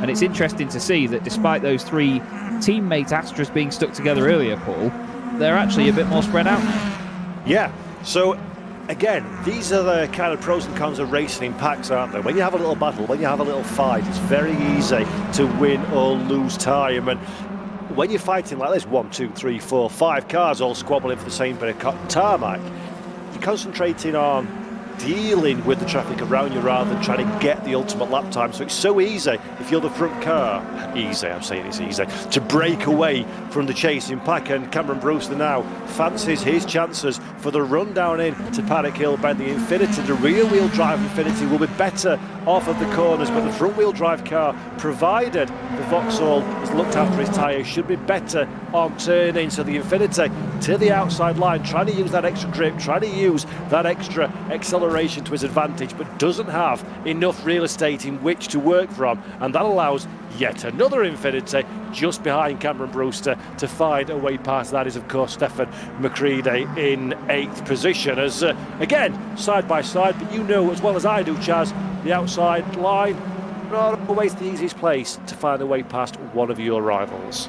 No, that's it. You know, you can sometimes try and make it work if you go wide on the way into the corner, get a run on the exit, but trying to go all the way around the outside at Surtees, almost an impossible move. You have to really pray that the driver down the inside makes too much of an effort to give you the extra room out there and compromises their own line a bit too much. But right now, Cam Brewster, well, he's looking to try and not compromise himself, because he knows that right behind him is Stefan McCreadie, and he is, well, McReady to have a little go and try and make the move if Cam hesitates one tiny bit. And McCreadie can't even let off either, because Ben Willis is right there as well. He's come through from the back of the grid, it must be said. Let's not forget, actually, Ben Willis had a bit of a spin on the formation lap of this race, so he's right up there now inside the top 10. And in the final race, any position from 6th to 12th could get reversed onto pole position. John Munro, YouTube's John Munro as he's known, now leads this race by quite the margin over Ross McGregor. Actually, it's 4.7 seconds now as he goes on to the last lap of the race. I don't think he'll want to give that position back to McGregor, especially considering that Butchie is right with him for 2nd place now. On to the final lap.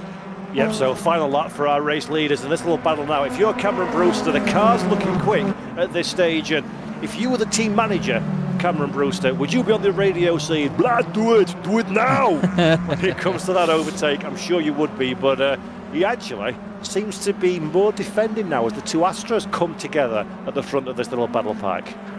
Yeah, that's it. I think it's just going to be one of them cracks and makes a mistake here. That's all it's going to come down to. And there could be quite the chain reaction from it, as well as Brewster is all over the back of the Astra right in front of him now. This is not an easy time to be. Sorry, it's Dan Hurlock, isn't it, in the 86? No, sorry, it is the 66 of Thomas Vack. I saw that Hurlock was at the front of it, but he's actually been sort of reeled in as well now. Apologies, got the numbers the other way around. But now they're right together, and there's a trio ahead of them as well, as Shepherd has gone, and down the inside of Vack goes Brewster. Very decisive move. Here is Chris Butcher on the back of Ross McGregor into Sheen Curve once more. Ross McGregor slides the car sideways through there. He tries to hold on to it. There's not quite a car's width on the right-hand side by the time they close up to the white line for Butchie, but Chris has got a fantastic run off the corner. He's going to be on the outside of Ross McGregor into the final corner. Chris Shepherd's going to have a look down the inside as well. Is he? No. He's going to wait for this to all go to pot in front of him. Butcher around the outside at Clearways. What a manoeuvre in the Astra. John Munro takes the win. That's his 4th win of the season. And Chris Butcher, with an amazing manoeuvre, gains himself some more championship points. What a finish that was. Butchie 2nd, McGregor 3rd. Superb stuff at this little battle pack. Now crosses the line as well. Thomas Vack in 7th position across the line. McCreadie holds on to 8th. Ben Willis moves up into 9th place as well. And it's quite clear to me that wet tyres on a drying track, everybody's tyres are absolutely cream crackered, and the checkered flag could not come soon enough for each and every one of them, not least of which Ross McGregor, who loses out right on the very death throes of this second to last race of the day. Yeah, that was epic stuff. I was looking at Matt Richards' lap times. He's on a purple sector 2 on that lap, and does he do the fastest lap of the race at the end? He does. Wow. A 1:36.1. That was 3 seconds. 3 seconds quicker than John Munro. A lot of his other laps were only about 1 to 1.2 seconds quicker than the race leader, so he wasn't reeling them in a massive amount, but right at the end there, 3 seconds quicker than the race leader, and that was John's best lap as well, right at the end of the race. So amazing, amazing stuff by Matt Richards, just not quite enough to get in the result that he would have wanted from the end. So John Munro takes the win. Chris Butcher 4.5 seconds back, but he beats Ross McGregor with that amazing move at the very end. That was beautiful stuff. Chris Shepherd hangs on in 4th ahead of Daniel Hurlock. Cam Brewster moves up to 6th. Thomas Vack is 7th ahead of Stefan McCready and Ben Willis, with Callum Wilson rounding out the top 10. Jakub Kowalski is 11th. Phil Morby recovers to 12th after a spin on the first lap. Johannes Leppert 13th ahead of Matt Richards. Dan Hyde, Sam Dowman and Dan Hutt finishes 17th. We got everybody in that one finishing the race. Dan Hyde has messaged saying that he accidentally started the race on softs, which is probably why he went completely backwards in the first lap before he even got turned by anybody, and that's not it's not an ideal strategy, is it, to be fair? No, absolutely not. But big shout out to Ben Willis, actually. Started at the back of the grid, got himself in a little bit of drama, but still recovered to 9th position. So a tidy little drive there from Willis. Absolutely, yeah, really good recovery. We will now wait and see what the reverse grid draw will be. That will get drawn very shortly. But what we'll do in the meantime is we're going to have a quick break here on the VMO TCUK. Myself, Chaz Draycott, and Paul Jeffrey with Mike Yao on production. We'll be all back in about 10 minutes' time. We'll see you soon.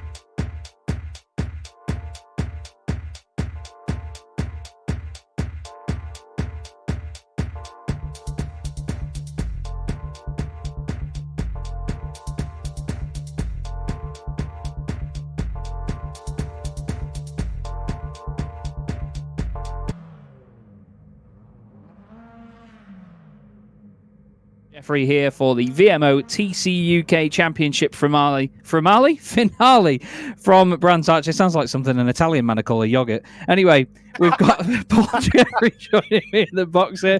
We've gone a little bit insane because it's the end of the season. We've got Mike Yao on production, and we've got one more round ahead of us now, Paul. It's been a great night so far with different conditions.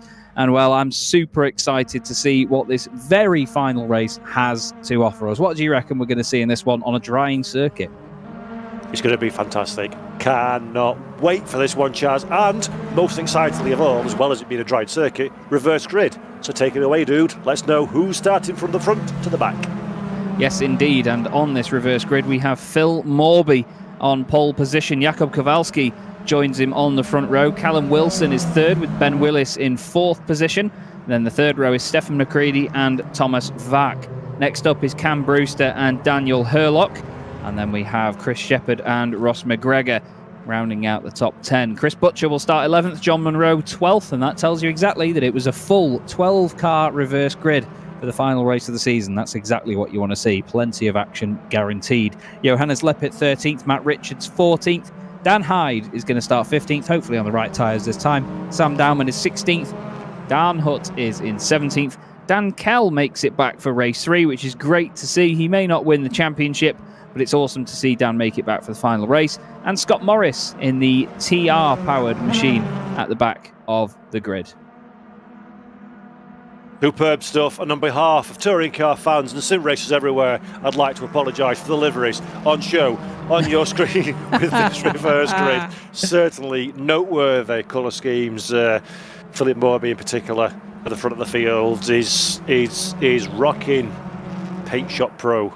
No, jokes aside, I take the mic just for jest, but they're definitely very colourful and makes our life easy, doesn't it, as a commentator, apart from the two identical Infinities behind. Yeah, that's all down to numbers, which I can't quite see very well. Although no, look, the wing mirrors are a different colour. There we go. You've gone for like colours that are almost identical, but they are different. Yeah, that'll do. We'll go with that. One of them's a single digit, one's a triple digit. We'll go with that. Jakub Kowalski, I think, is car number 6, and then his teammate is car 444, Callum Wilson in third place. Callum's one to watch in this, you know. I reckon Callum and Ben on that second row of the grid certainly could take a victory here if they just keep it tidy at the start. And they've got that rear-wheel drive advantage, and to be fair, so have the first 4 cars behind Phil Morby on this grid as well. So Phil's going to feel a little bit worried here. It's interesting to see as well. This is one thing I really love about the dynamic track on R-Factor. You can see dry patches on the grid spots where the cars have been because the engine heat has warmed up the track. And look at Morby's angle at the start here. He's pointing the car way over to the left to make sure that he doesn't drop down the hill very suddenly, and there's a lot of other drivers that are straightening the car to the right, that's starting on the left-hand side of the grid. Let's get going there one more time this season in the VMO TCUK. The revs are up, lights are on, and for one more time this season from Brands Hatch, we are going to be... Wait for it. I usually build it up too early. There we go, and we're away, and look at that second row of the grid already. Fantastic start from Ben Willis, but round the outside, car number 9, not number 6, turn it the other way up. Jakub Kowalski goes for the lead down the inside. Callum Wilson makes contact with Phil Morby. Morby sideways front wheel drive style though, floors it and keeps it pointing in the right direction. He's now looking back down the inside of Ben Willis. Ben needs to be careful. There's a car off at the back, and I think it might have been Matt Richards. You know, I think he might have been around in the BMW.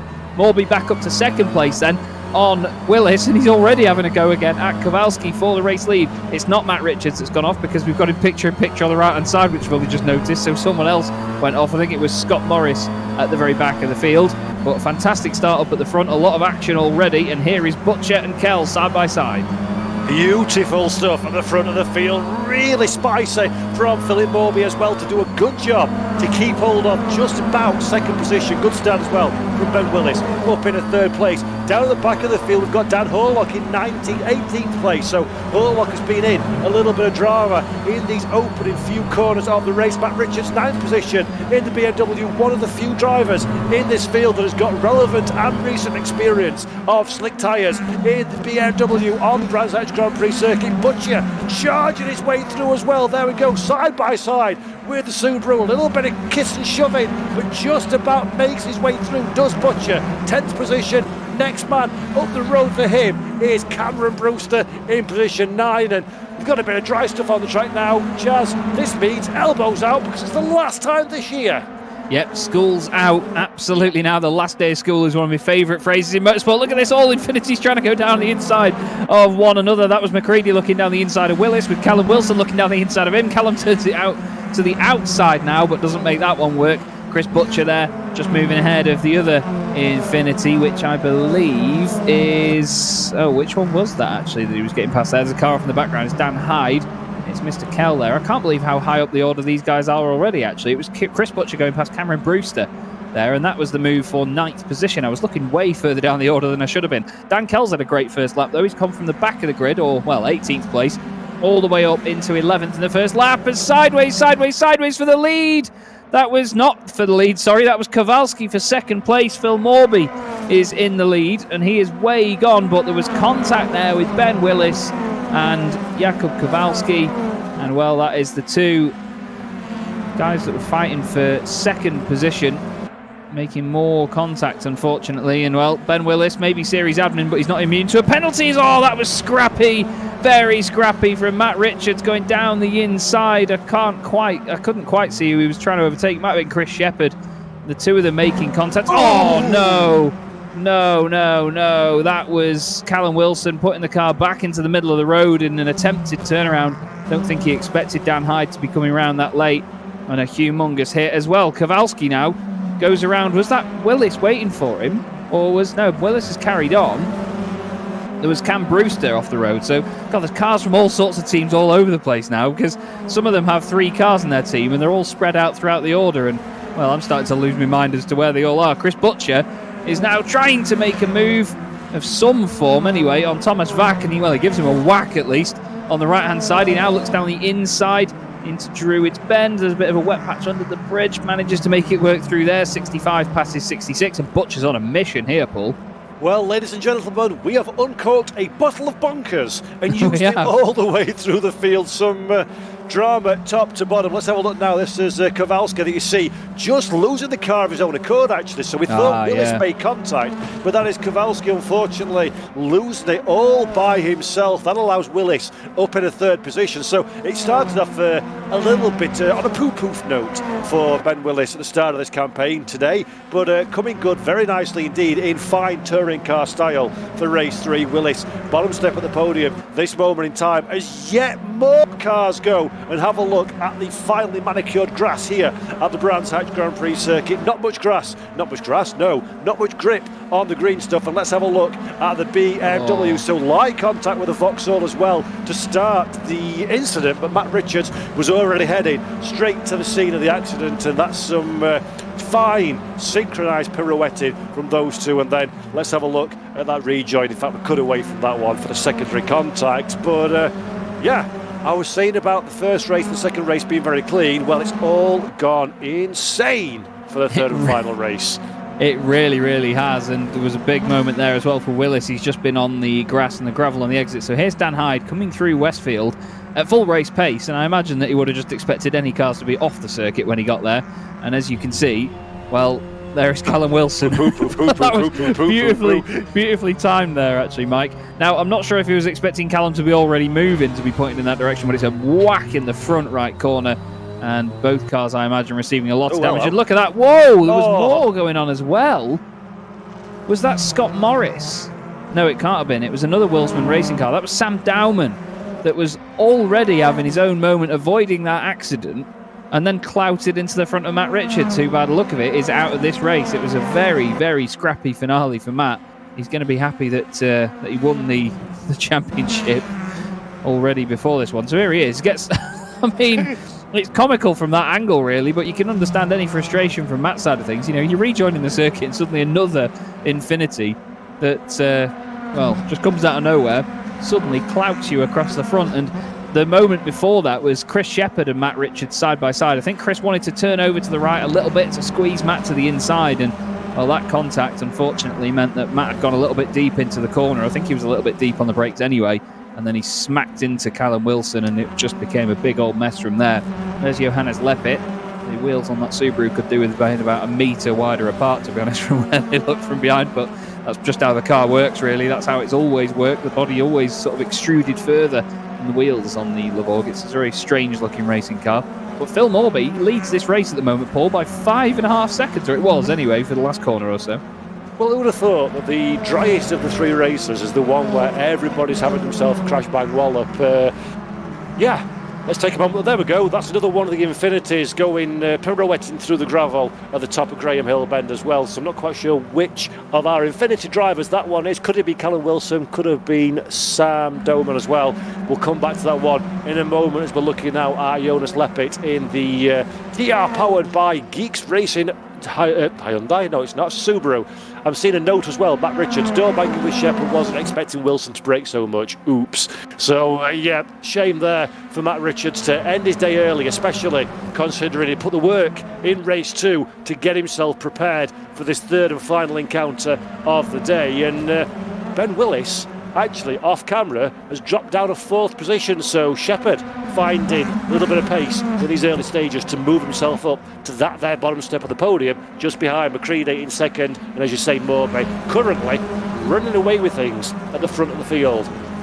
Lovely to see the reflections and the sunlight coming through now on these gorgeous looking racing machines. You can see the sheen and the finish on them, and look at that, Shepherd just turns into the side of Stephen McCready. He can't completely disappear, Chris. I don't know where you want him to go, as now Ben Willis puts his nose down the inside as well. Shepherd's certainly getting his elbows out in that Astra. It's something he's been known for before in this championship, and look at that push there from Chris Butcher. He tries to put him through there, and well, Shepherd turns in, Willis is there, and there's contact, and ultimately Shepherd is the one that loses out from that. But now the man that's going to gain from it is Chris Butcher, who goes down the inside. Does he get a tap from Kell? I don't think he does, but they nearly rub panels.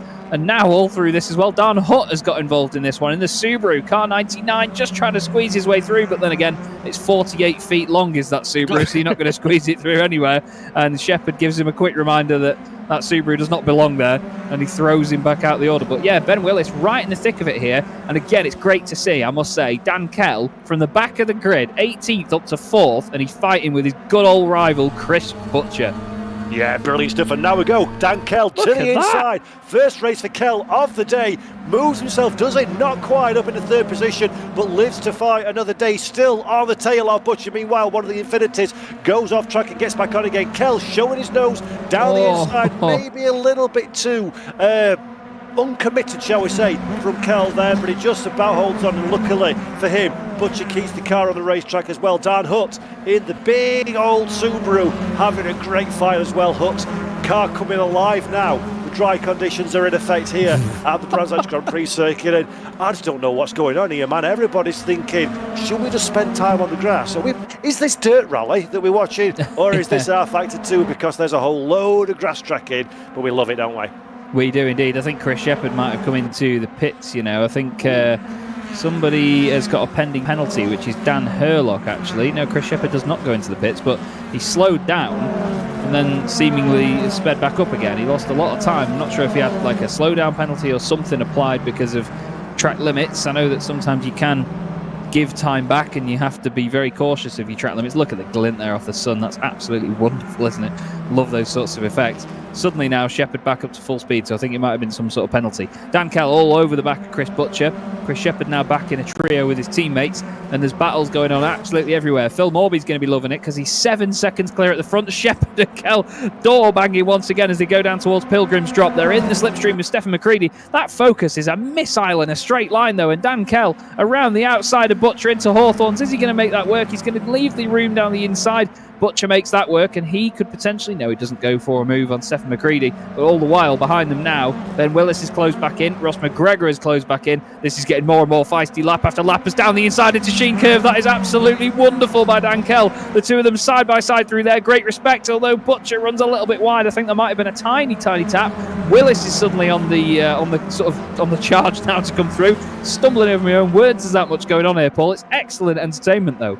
It really is. If you're Stephen McCready now, you're going to be absolutely cacking your pants, seeing all those cars behind you. Exactly what I was going to say. Yeah, you feel like I'm sure Stephen McCready is a much faster driver, but it's like when you got one of those back markers in Formula One that suddenly find themselves on a safety car at the front of the field, and it's just like, oh, good Lord, there's so many people want that position. But McCready, holding on quite nice at the moment as Kell moves up in a second position. The fight further down the field as well is with one of the Focus cars, just about holds on.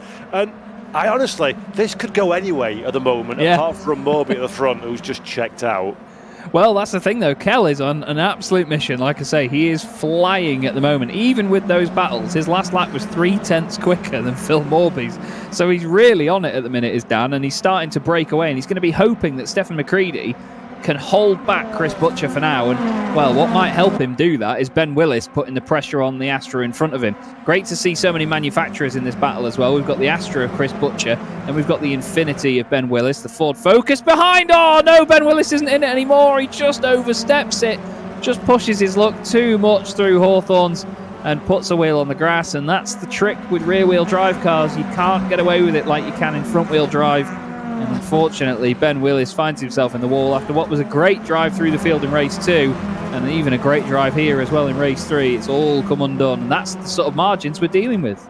Yeah, real shame for Ben Willis there. Real sad end to his adventures at the front of the field. Had a good drive, as you say. Meanwhile, Chris Butcher is getting very bored indeed as seeing the rear of McCreadie's Infinity. A little bit of a touring car love kiss through the final corner at Clark Curve. Not quite enough to unsettle the Infinity, but Butcher now on his tippy toes, getting the rear of that car out, pivoting through the Paddock Hill bend. Doesn't have the inside, so he looks to the outside into Druids. He'll try and cut back into line again, because look who's behind. Ross McGregor trying to find an opportunity. McGregor in the Zancho machine, just holding station at this moment in time, seeing how the battle ahead of them unfolds over the course of the next few corners. And the speed that we've seen in that Focus so far this weekend, do not be surprised if Ross McGregor takes not one but 2 overtakes at the same time. Such is the performance of driver and car combined. I must say one thing as well, though. Like, despite we've complimented the amazing driving standards so far, but there's a lot of drivers here that they will have a car go down their inside, but then they'll just sort of turn in when there's less than a car's width down the inside of them, almost just to make sure that they know that they're still there. It's almost like a bit of a hip check on the way into the corner. It's quite an interesting tactic, but you saw before it didn't work for Chris Butcher, and now all of a sudden he finds himself under pressure now from Ross McGregor. As you mentioned, Ross really flying. Looking at lap times, by the way, Dan Kell did the fastest lap of the race on that last lap. It was a 31.966. Phil Morby did a 1:33.2, so he was 1.3 seconds quicker was Dan Kell. He very could still take the win here, and that's a very terrible sentence when it comes to English grammar. But very good take he very could. Butcher's very good on the grass right now. He's having a right Paris-Dakar out there, but he's lost the place to Ross McGregor, and he might even lose one to Dan Hutt as well. I am absolutely loving this, Paul. This is immense entertainment as McGregor floats it through Paddock Hill. Dan Hutt just clings to the back of him, and oh my Lord, they carry on. And there's that that's Shepherd off the road again. I tell you what, he's entertaining, but he's his own worst enemy, isn't he?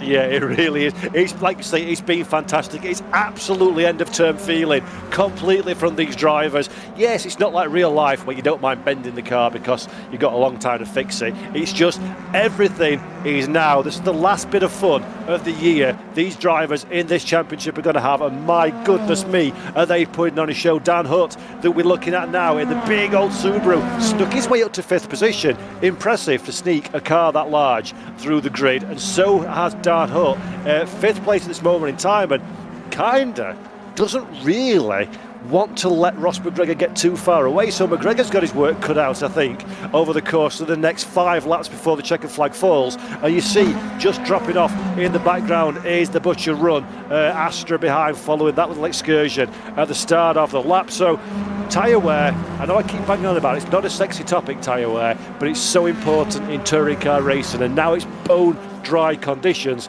and the cars are fighting so hard, squabbling all over the track and going off on many occasions. This is going to be the next few laps. We're going to see some real big moves and shakers, I think, aren't we? Yeah, we are indeed now. The time is very much counting down and the laps are suddenly disappearing. We're into the final third of the race. Dan Hutt all over the back of Ross McGregor. It is nice to actually see that Levorg is right back on the pace again. Looking at the previous laps, Dan Kell, well, he had an invalidated lap, so he clearly went outside of track limits, but it was a 32.0 for Morby. That's his best lap of the race, and Dan Kell is now 3.8 seconds behind him, and it's actually gone up quite a bit there, you know, on the exit of Graham Hill Bend up to Surtees, but there are sort of accordion effect points of this circuit where all concertinas together, and the drivers will show the gaps between them as a lot smaller than they actually are, if that makes sense. Dan Hutt is all over the back of Ross McGregor still, and two very different cars, one front-wheel drive short wheelbase, one rear-wheel drive lonk boy wheelbase. Dan Hutt certainly getting the most out of this Le Vorg right now, and it's just lovely to see it. As I repeat myself, into Westfield, a little bit of a lock up there, and he goes one way, then the other, a bit of a shimmy on the exit as well. You can tell he's really wrestling the car, and that's the best thing about dry conditions, because it's exciting in the wet when they really throw them about, but in the dry, it's even more exciting because, they're on that ragged edge. There's been a moment for Stefan McCreadie. He's run wide at Sheen Curve, and all of a sudden, this becomes a trio for third place. Trio. I want a trio and I want one now. And that's exactly what we've got. But you know what? Just like in race 2, I think Ross McGregor has completely shot the front tyres on that Focus. That's why he's not pulling away from Hutt behind. I'm saying that one, he's pulled away from Hutt and now he's trying to overtake third. Come on, stop doing this to me. As Ross McGregor now all over like a cheap suit, the rear of McCreadie's Infinity to the outside. We've seen this move tried and failed so many occasions. McCreadie is just going to sneak the car to the outside line. That will give him the defensive inside for Graham Hill Bend. And while McGregor is looking one way and then the other, that allows Dan Hutt to close back up again to the rear of the Focus. And if McGregor is suffering a little bit from tyre life, there we go. The car pushes wide. Hutt, nice and easy, thank you very much. A big massive gap, which is fortunate because a big massive car goes through the inside of it, and Shepherd buys into that one as well. And Ross McGregor now has it all to do. Yeah, that's really, really tidy stuff, that from Dan Hutt. I'm surprised there's no P&O stickers on the side of that thing, to be honest. Then again, they get laid off without being warned. But it was an amazing, amazing bit of driving that. He just waited his turn, literally waited his turn, and it was all down to McGregor just pushing it into Surtees that little bit too much. He was slightly offline. Dan Hutt saw it coming and just dived down the inside, and through he went. All of a sudden, though, Butcher seems to have got second wind now in this Astra. It's all over the back of the Le Vorg once more. Fantastic run through Sterling's, though, by Dan Hutt. Honestly, these sort of commentators' curses, or what did you call it before? An idiot's prediction. Idiot's talking. It was, as soon as you say something, they just seem to have like a boost button where they just fly forward. It's like a terrible version of that stupid thing they do in Formula E. Anyway. What, the championship? Yeah, run races. Oh, God. Right, we're in trouble now. Right, Dan Kell, there's a talking point. He's less than 3 seconds behind Phil Morby now, and he's got 2 more laps after this one. Is down the inside from nowhere. Ross McGregor. Lipinecki came from north of the border for that one. Down the inside of Chris Butcher. Lovely move. This is John Munro and Cam Brewster together for 9th and 10th. Flipping heck everywhere. We look, there's something going on, but this is proper touring car racing, Paul. This is mint. I must say, what's happened to Munro? He's not worked his way through the field anywhere near as quickly as I would have anticipated. Maybe he got caught up in some of the, many of the bonkers dramas that we had over the opening few laps, but just 9th position for John Munro at this moment in time, and not really showing the pace that we've expected as Cameron Brewster holding on to the rear of that Focus. Takes a look to the inside as we come through Hawthorne Bend. Not really an intelligent place is Hawthorne to make the overtake, but he gets a good run now. We'll try and follow him through Westfield, forcing Munro to go defensive. That pushes Munro out nice and wide, down for Dingledell and Sheens. Easy overtake, good intelligent driving there from Cameron Brewster to pressurise his Scottish rival ahead, as once again we're back with Chris Butcher and the Ross McGregor do I don't I have tyres in this car, let's find out scenario. Well, there's only one way to find out indeed, and as is often the case in motorsport, you just got to throw the car around the circuit as hard as you can and just learn where the limits are. We'll have to see what these guys can manage now and see what the lap times look at as well, or look like, I should say. We call the safety car just to close things up for the last couple of laps and really add a little bit of excitement. Competition caution, NASCAR That's the one, style. Yeah, exactly. Leaves on track. Leaves on track, peeps. Yeah, we've got to stop. We've got to sort of call the race at this point. We've just realised we're in Kent. Anyway, Dan Kell has done the fastest lap of the race on the last lap, 1:31.354, and that is 0.8 of a second quicker than Phil Morby. He's 1.9 seconds behind him now with 1 lap left to go. This is a great battle, though. Stefan McCreadie in the Infinity, a little bit under the radar so far tonight, but still doing a wonderful job here in 3rd position. just going to look through the championship standings and see whether he's had a podium up to this point. He has not. His best result so far this season is only 10 points on the board for one race, and that was race 2 at Knock Hill. So if he can hold on to this, it'll be his first podium of the season. In terms of Dan Hutt, it would be his first podium as well. So both of them have a lot of bragging rights to go for here, don't they? And I will say, whichever one of these two drivers gets that podium position will thoroughly deserve it as well. Oh, yeah. Great defensive from McCready and great attacking from Hutt up to this point. So superbly impressive driving from both of these, no matter what happens over the course of the final lap. But there's a certain Ross McGregor doesn't fancy either of those taking that podium in his Ancho cars. Now he's starting to look much more lively and spirited than earlier in the race. Oh, look at that by Dan Hutt. Big commitment around the outside, but he's been his own worst enemy, and Ross McGregor goes through. Ross has had 7 podiums so far this season. 8 podiums so far this season. He's had 2 tonight, and he's going to try and make it 3 out of 3 podiums for car number 3.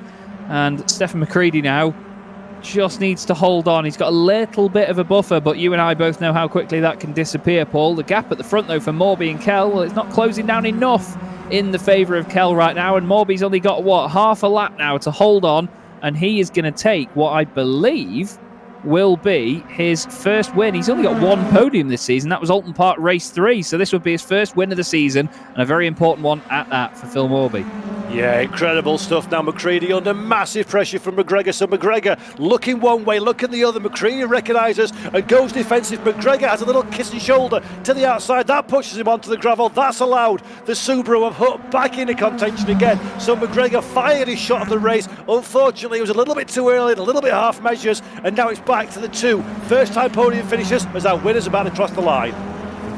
Phil Morby's going to take his first race victory of the season in the very last race of the season, flashes the lights across the line, and a wonderful drive by Phil indeed. Dan Kell from 18th on the grid to 2nd, and Dan Hutt is around. He's had contact or had a mistake of some sort, and is Stephen McCready going to grab that first podium of the season?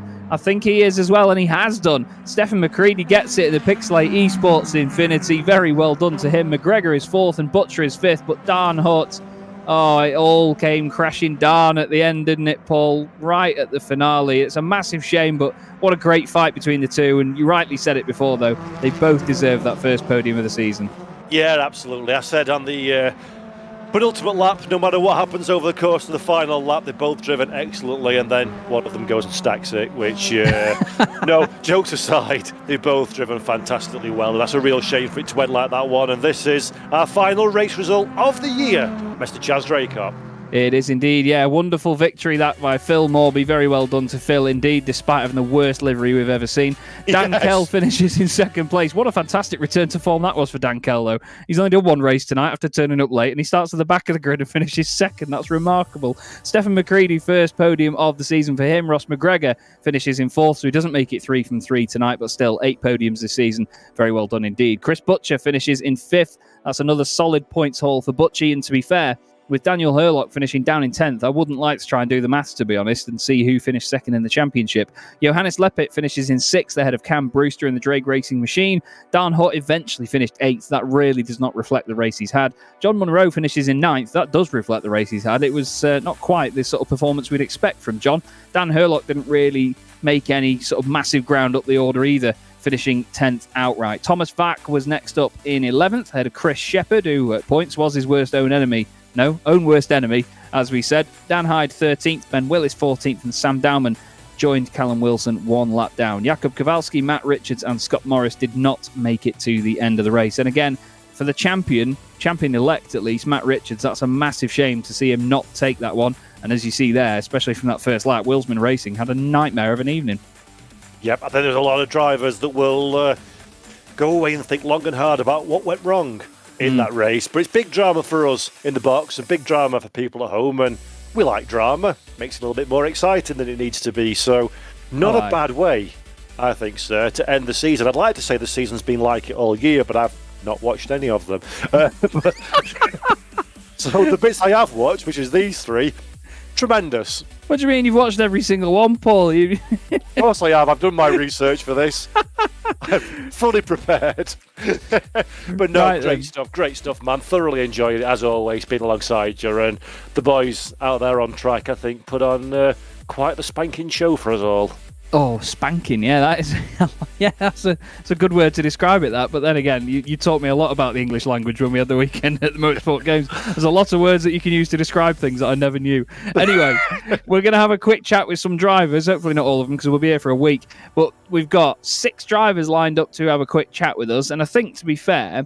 Oh, good Lord, I've had no supper, so make it quick. Oh, well, you can sod off if you want, Paul. But we've got Dan Kell. Why don't we grab Dan and have a word with him and see just how that final race went for him? Because Dan, I mean, in a way, no offence to Phil Morby, I'm a bit gutted that you didn't take the win in the end there, because what a drive through the field. You must have been very, very disappointed to not take the win, but very happy with the performance overall. Talk us through it. I can't believe it, to be honest. Like, literally, I wasn't even going to race tonight. I've been working.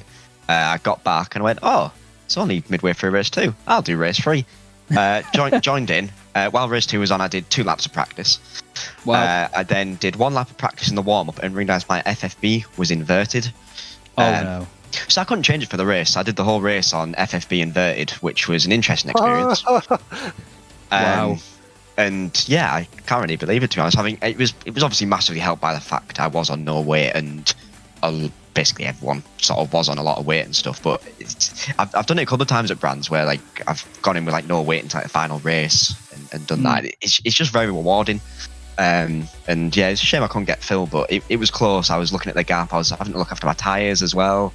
And yeah, it was probably one of the most fun races of the season. And it's always the ones where you don't really practice for and do them on a whim are always the best ones. Absolutely, and you know there was a couple of you that made your way through the order in that one. It was a bit gutting for Dan Hutt as well, because he went from P17 to P3 and was behind you basically right to the end, and then of course had a bit of an incident on the final lap. But when you're making your way through the pack like that, do you keep a reference of who's gone with you, or do you just sort of keep an eye on your own positions for concentration's sake? I think you do a bit. So like I noticed in the early stages, like I had John and Ross obviously trying to follow me through, and obviously I was in comms with them, and then I sort of noticed Chris as well in front. So I was like, see, I know Chris is very capable, so I sort of like I work with him a little bit, and then I never even thought of, to be honest, going for possibly the win, because I was just seeing the gap in the little mini map in the bottom just get bigger and bigger. I'm going, oh, this is done. But when I got past Stefan, I think on like lap 7, I was like, oh, it's only 7 seconds, and I got like 8 laps. I'm like, I'll give it a go, because I knew I was fastest on the track. And yeah, give it a good go. But it was just so much fun, and just like having to work with people and things like that. It's all strategy. And you know, it's not been the worst of seasons for you either. I mean, before we even came into tonight, you had 7 podiums and 2 race wins to your name, and in a championship that's as competitive as this, you know it yourself from being a champion of it already. It's still a rewarding process to get a couple of wins and some podiums to take away, isn't it?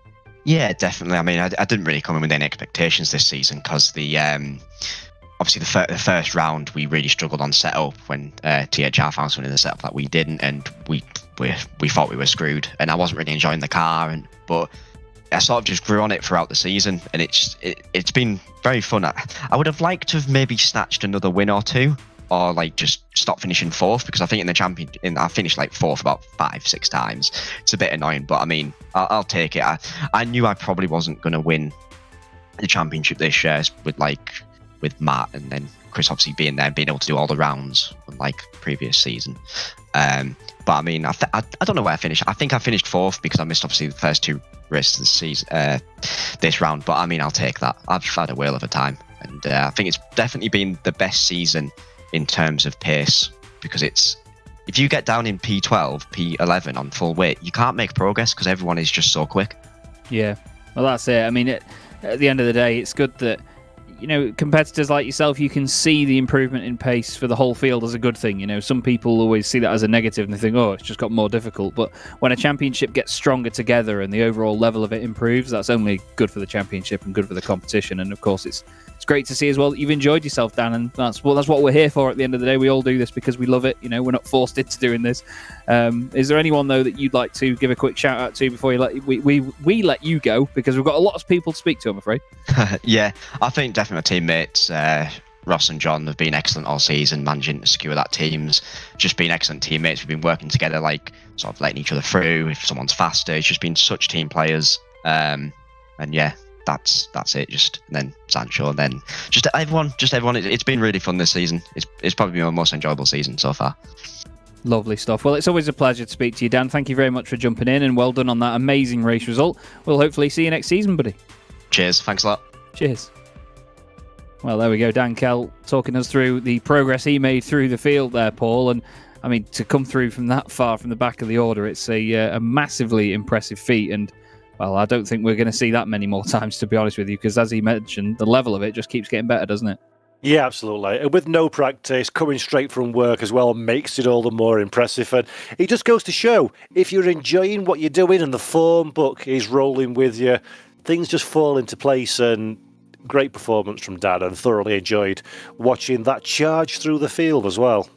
Yeah, it was massively entertaining indeed. We're going to have a quick chat now with Matt Richards. Matt, that final race didn't quite go to plan in the end, but still, you've claimed the championship, you've taken the Independence Championship as well, and I mean, you've got a lot more wins and podiums than anyone else. You must be quite the happy boy considering the whole bigger picture. Oh, definitely, 100%. I didn't really go into race 3 with a plan. I just thought, well, I've had some dry experience from race 2. So I've got the slicks on, and hopefully nobody else has any dry experience, and just see what happens. And then maybe just got a little bit overzealous with battling with Chris and Callum, and just wasn't quite expecting them to slow up as much and caught the rear end. But yeah, definitely pretty happy with the outcome, considering the rest of the season. And that's it. I mean, Brands is always a very special place to finish the championship as well. It's one of those circuits that demands the most from everybody because it's so narrow, it's so undulating, and even in the rear-wheel drive cars, or well, I should say, even in the front-wheel drive cars, there's nowhere to hide if you get it wrong. You know, you dip a wheel onto the grass on the exit of Hawthorns, or even at the exit of Sheen Curve as well, and it's just nightmare fuel. It really puts the pressure on and shows the true capability at the end of a championship, doesn't it? Oh, definitely, yeah. It does separate a lot of people, and it's one of my favourite tracks on the calendar against Croft. So it's always a good one to finish with, and especially with the changeable conditions as well. Maybe didn't quite work it out that well for race 2. Maybe should have started on the slicks instead. But at that point, I thought, well, I've wrapped the championship up. I may as well have a little bit of fun, eh? Well, you say have a bit of fun, but to be honest, on the slow-mo replay right now, we're watching your car pile into the side of Callum Wilson's car, and unfortunately, it didn't go much further after that. I did want to, in a slight comical way, ask you about the contact afterwards, though, because one of his teammates came flying into shot and flew across the front of your car. What went through your mind when that happened? Did you think it was Callum? I wasn't sure, to be honest. I just sort of recovered back onto the track. I was like, right, let's get going. I sort of wiggled the wheel a little bit, and there's nothing damaged. And I thought, right, let's get back into it, see what happens. And then just suddenly was facing the barrier again. I thought, well, hang on a minute. I don't think I've hit anything, have I? And the steering was completely bent. And I thought, well, I could pit to repair the damage, or, I mean, I've had a good enough season up to this point. What's one DNF? Yeah, well, that's it. It's all about looking at the bigger picture, isn't it? But I mean, to be fair, it's quite the British response, isn't it? Hang on a minute. It's just one of those where you really have to assess what on earth is going on. But I mean, you got to feel in a way for the Wilsman team, because they had a nightmare final race there, and they've had an up and down season as it is, haven't they? And I suppose that's just what changes championships, isn't it? Staying out of trouble and just getting the consistent results rather than winning every race, I guess. Yeah, and I do feel really sorry to Callum. It wasn't intended at all. There was a bit of door rubbing going on, as with final race of the season always happens anyway. And at that point, I think everybody was in a position where they didn't really have anything to lose. But yeah, it just shows that consistently scoring the points, keeping the positions up over the season. And I mean, the run that I had, I think, if you overlook the fact that I missed a round, I think there was 12 or 15 races in a row with the podium. Yeah. So just that was really key to sort of just banking points every round. And yeah, just trying to keep as consistent as possible. Well, it's been very impressive to see, Matt, and of course you are a very worthy champion. Is there anyone you'd like to give a shout out to before we let you go? All the Xantria guys for giving me a lot of help with the setup over the season. Working on your own is a little bit difficult, and everybody for turning up to all the rounds, all the people that have helped organise this as well, all the guys on the broadcast team, you guys as well for putting in a fantastic job for the last 2 rounds, and just seeing what we can make of the next season. Lovely stuff. Well, thank you very much for your time and everything, Matt. It's been a really, really strong season. Very well done. And we look forward to your next campaign in the next season. Thank you very much. Cheers. Well, there we go. Very deserving champion there, Paul. And lovely guy all round, Matt Richards. I mean, the slow-mo footage may have been quite comical, but it's been a very serious and impressive season from him. And that's when you know you've had a good year, when the absolute nightmare race comes, when everything's all done and dusted and wrapped up. That's when you need to be fast, you need to be committed, you also need to be lucky to take championships. And good for Matt Richards that he's got the hard work done and dusted and then can afford the difficult days that sometimes come in the way of a real or a virtual racing driver. So great champion, great guy as well, as you say. And I think we've got John Munro with us now. So John, hello and welcome. Congratulations on an interesting final round of the season. Tell us about it from your point of view, please. Yeah, thank you very much. Yeah, it was a good race, to be honest. I didn't expect it because about 7:05 I realised I didn't own the track. I thought I did. So then it was a case of buy the circuit, reboot Steam, and you know what R-Factor 2 is like with packages and all sorts. So anyway, we got up and running and got into the server with no expectations, but because it was wet, I think it suited me because I've gone well in the wet this year, won a race earlier. And it was basically you're kind of learning the track as you go with the changing lines and changing conditions, so that suited me, I think. And then I had really good pace in the wet, and the main thing was looking after the tyres. So race 1 I'd lost a few too many positions early on, but then came on really, really strong at the end and got within half a second of winning. And then race 2 I did the same thing, just really focused on looking after the tyres early on. And then weirdly enough, it was Ross had much worse tyre wear. Normally we're the complete opposite. Like, I loathe it because Ross normally just comes shooting straight past me with good tyres, but this time it was the opposite, so that was lovely. Managed to get past him and make him cry, and then won race 2. So no, that was really good. And then race 3 was a complete nightmare, but I had full fuel, I hadn't done a dry lap, and I was sideways about 5 times in the first 3 laps, and it was just chaos. But at that point I didn't really mind because we'd obviously sealed the team's championship and picked up some really nice results in the first 2 races. So yeah, it was a really good fun event, to be honest, Paul, and there was loads of really good clean racing as well, which is the main thing. Lots of overtaking under and over, and there was really not much bad stuff going on. So yeah, thoroughly enjoyable. Yeah, I think Chaz and I in the live pictures said it's been very impressive, the standard of driving in what's been very difficult conditions with the rain for races 1 and 2. Talk to me a little bit about, as a driver, how you adapt to different weather conditions when it's raining. As you said, the track conditions change, the grip changes, the dry line forms. What does that mean to you as a driver, and how do you cope with that scenario in a competitive field? It's all about feel, really, and I don't know why, but this season I've gone really well in the wet. I think I had a pole at Silverstone and won one of the first races, and I don't know what it is, but I just seem to suit it. And for me, it's basically just under driving and trying to, if I tell myself I need to think about tyre wear, I end up actually hitting my apexes and stuff because I'm being a little less aggressive on the way in, and that results in not only better tyre wear but faster lap times. So for me, it's just knowing the conditions, feeling the grip underneath you, and just being a little bit cautious, because more often than not you'll see drivers going in a little too hot, getting sideways, and then on the wet line, which obviously sends them off. So yeah, the key for me is just taking it nice and easy, being really smooth, really smooth throttle application as well. So not giving it a bootful at any moment, just easing on the power, looking after your tyres. That's probably about it. And obviously when you're racing someone, it's better in the wet, rather than making a move on them, it's better to stick to the dry line and force them into an error. So that's kind of what I tend to do, unless the opportunity really does open up. And when you've got a lot better tyre wear, you do end up finding more opportunities. So it's just a little bit of patience and consideration. Well, I must say it's been thoroughly enjoyable watching you throughout the course of this Brands Hatch triple header. So John Munro from YouTube, congratulations, sir, and thank you very much indeed. Thank you very much. Can I just say well done as well to Matt for the Drivers' Championship, and obviously my teammates Ross and Dan, because they've been amazing all season. They've smashed it out the park. And I mean, Dan came into that last race with broken force feedback and no practice, and went from last to second. So yeah, those guys have been amazing, and they've been really helpful with setups and work as always. So yeah, it's been a pleasure racing with them all. And yeah, just thank you to everyone involved in the organisation and the broadcast, because it's been a really fun season. Ever the professional. Brilliant. Thanks very much, John, and congratulations again on a great season and a great final round. Thanks, guys. Cheers. Great stuff there, Chaz, from John. Always a pleasure to talk to him. Yeah, definitely. He's always just such a pleasant guy. You know, he finds the positives in everything and has a very neutral outlook on a lot of things. And you know, that's what you need in championships like this sometimes, because, like you said before, you can have very tough days in such a competitive season. So it's nice to see that even just in his interviews as well. And we're now going to speak to another man that also had quite a tough night at points, but certainly an entertaining one. Paul, if you want to take it away with Chris Butcher. Thank you very much, Chris.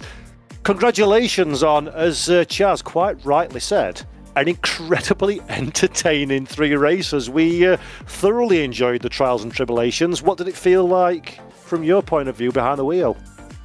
Yeah, thank you. It was a lot of fun.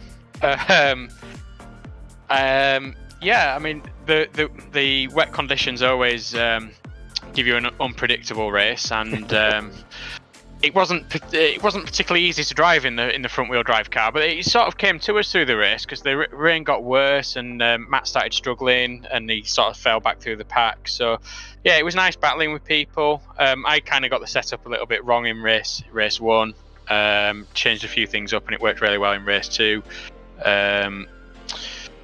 And yeah, it was just nice to have some really good battles with people, really. And yeah, proud of that move on Ross at the end of race 2. That was mate, mate, that was unbelievable. But yeah, I mean, I'd been threatening to get by him for a little while, and I was just trying to size up where I could get past, and I kind of figured out if I could put him a little bit offline down the sort of penultimate straight, then I had a chance of getting through, and I saved a little bit of push to pass specifically for that. So yeah, it just about worked out. Yeah, that was a beautiful pass. But actually, I mean, this is my first time in this championship for this round, and I've said on air a few times, the level of driving standards, even in atrocious weather conditions, has been incredible. Can I hear a few words from you about what it's been like as a competitor this season, and how you've found the racecraft and the racing across a pretty varied calendar of events here in the Touring Car Series? Yeah, there's been some ups and downs, to be honest with you. I mean, the start of the season went really well for us, and there's been a few sort of car updates along the way as well, which have either made the front wheel drives easier to drive or made them harder to drive. You know, it's sort of flip-flopped the whole season, really. So there was a little phase in the middle of the season where things were getting a little bit heated, and you know, Aidan, who's the steward, had he had a few stern words with a few of us, and got things back under control. So yeah, it's been pretty decent. You know, there is a mix of talent in VMO, and I quite like that about the series, because you've got some people that might not be quite as quick, but they've got an accessible form of, you know, touring car racing. But then there's a few of us sort of a bit more towards the front that have, you know, me, Ross, John, Matt, Phil, we've known each other for a long time.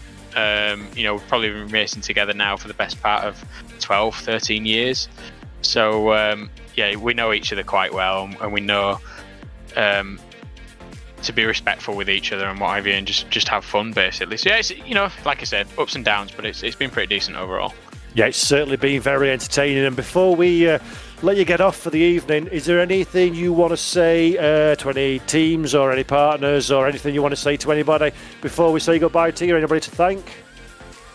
Well, I think the biggest thanks have to go to VMO for putting this on, because obviously without all the hard work that they do, it wouldn't be possible. And I know I've been critical at times, but you know, we've got to remember that everybody puts the time into this for free, and we've got to appreciate that. And obviously to yourself and Chaz for coming along and doing some of the broadcasts.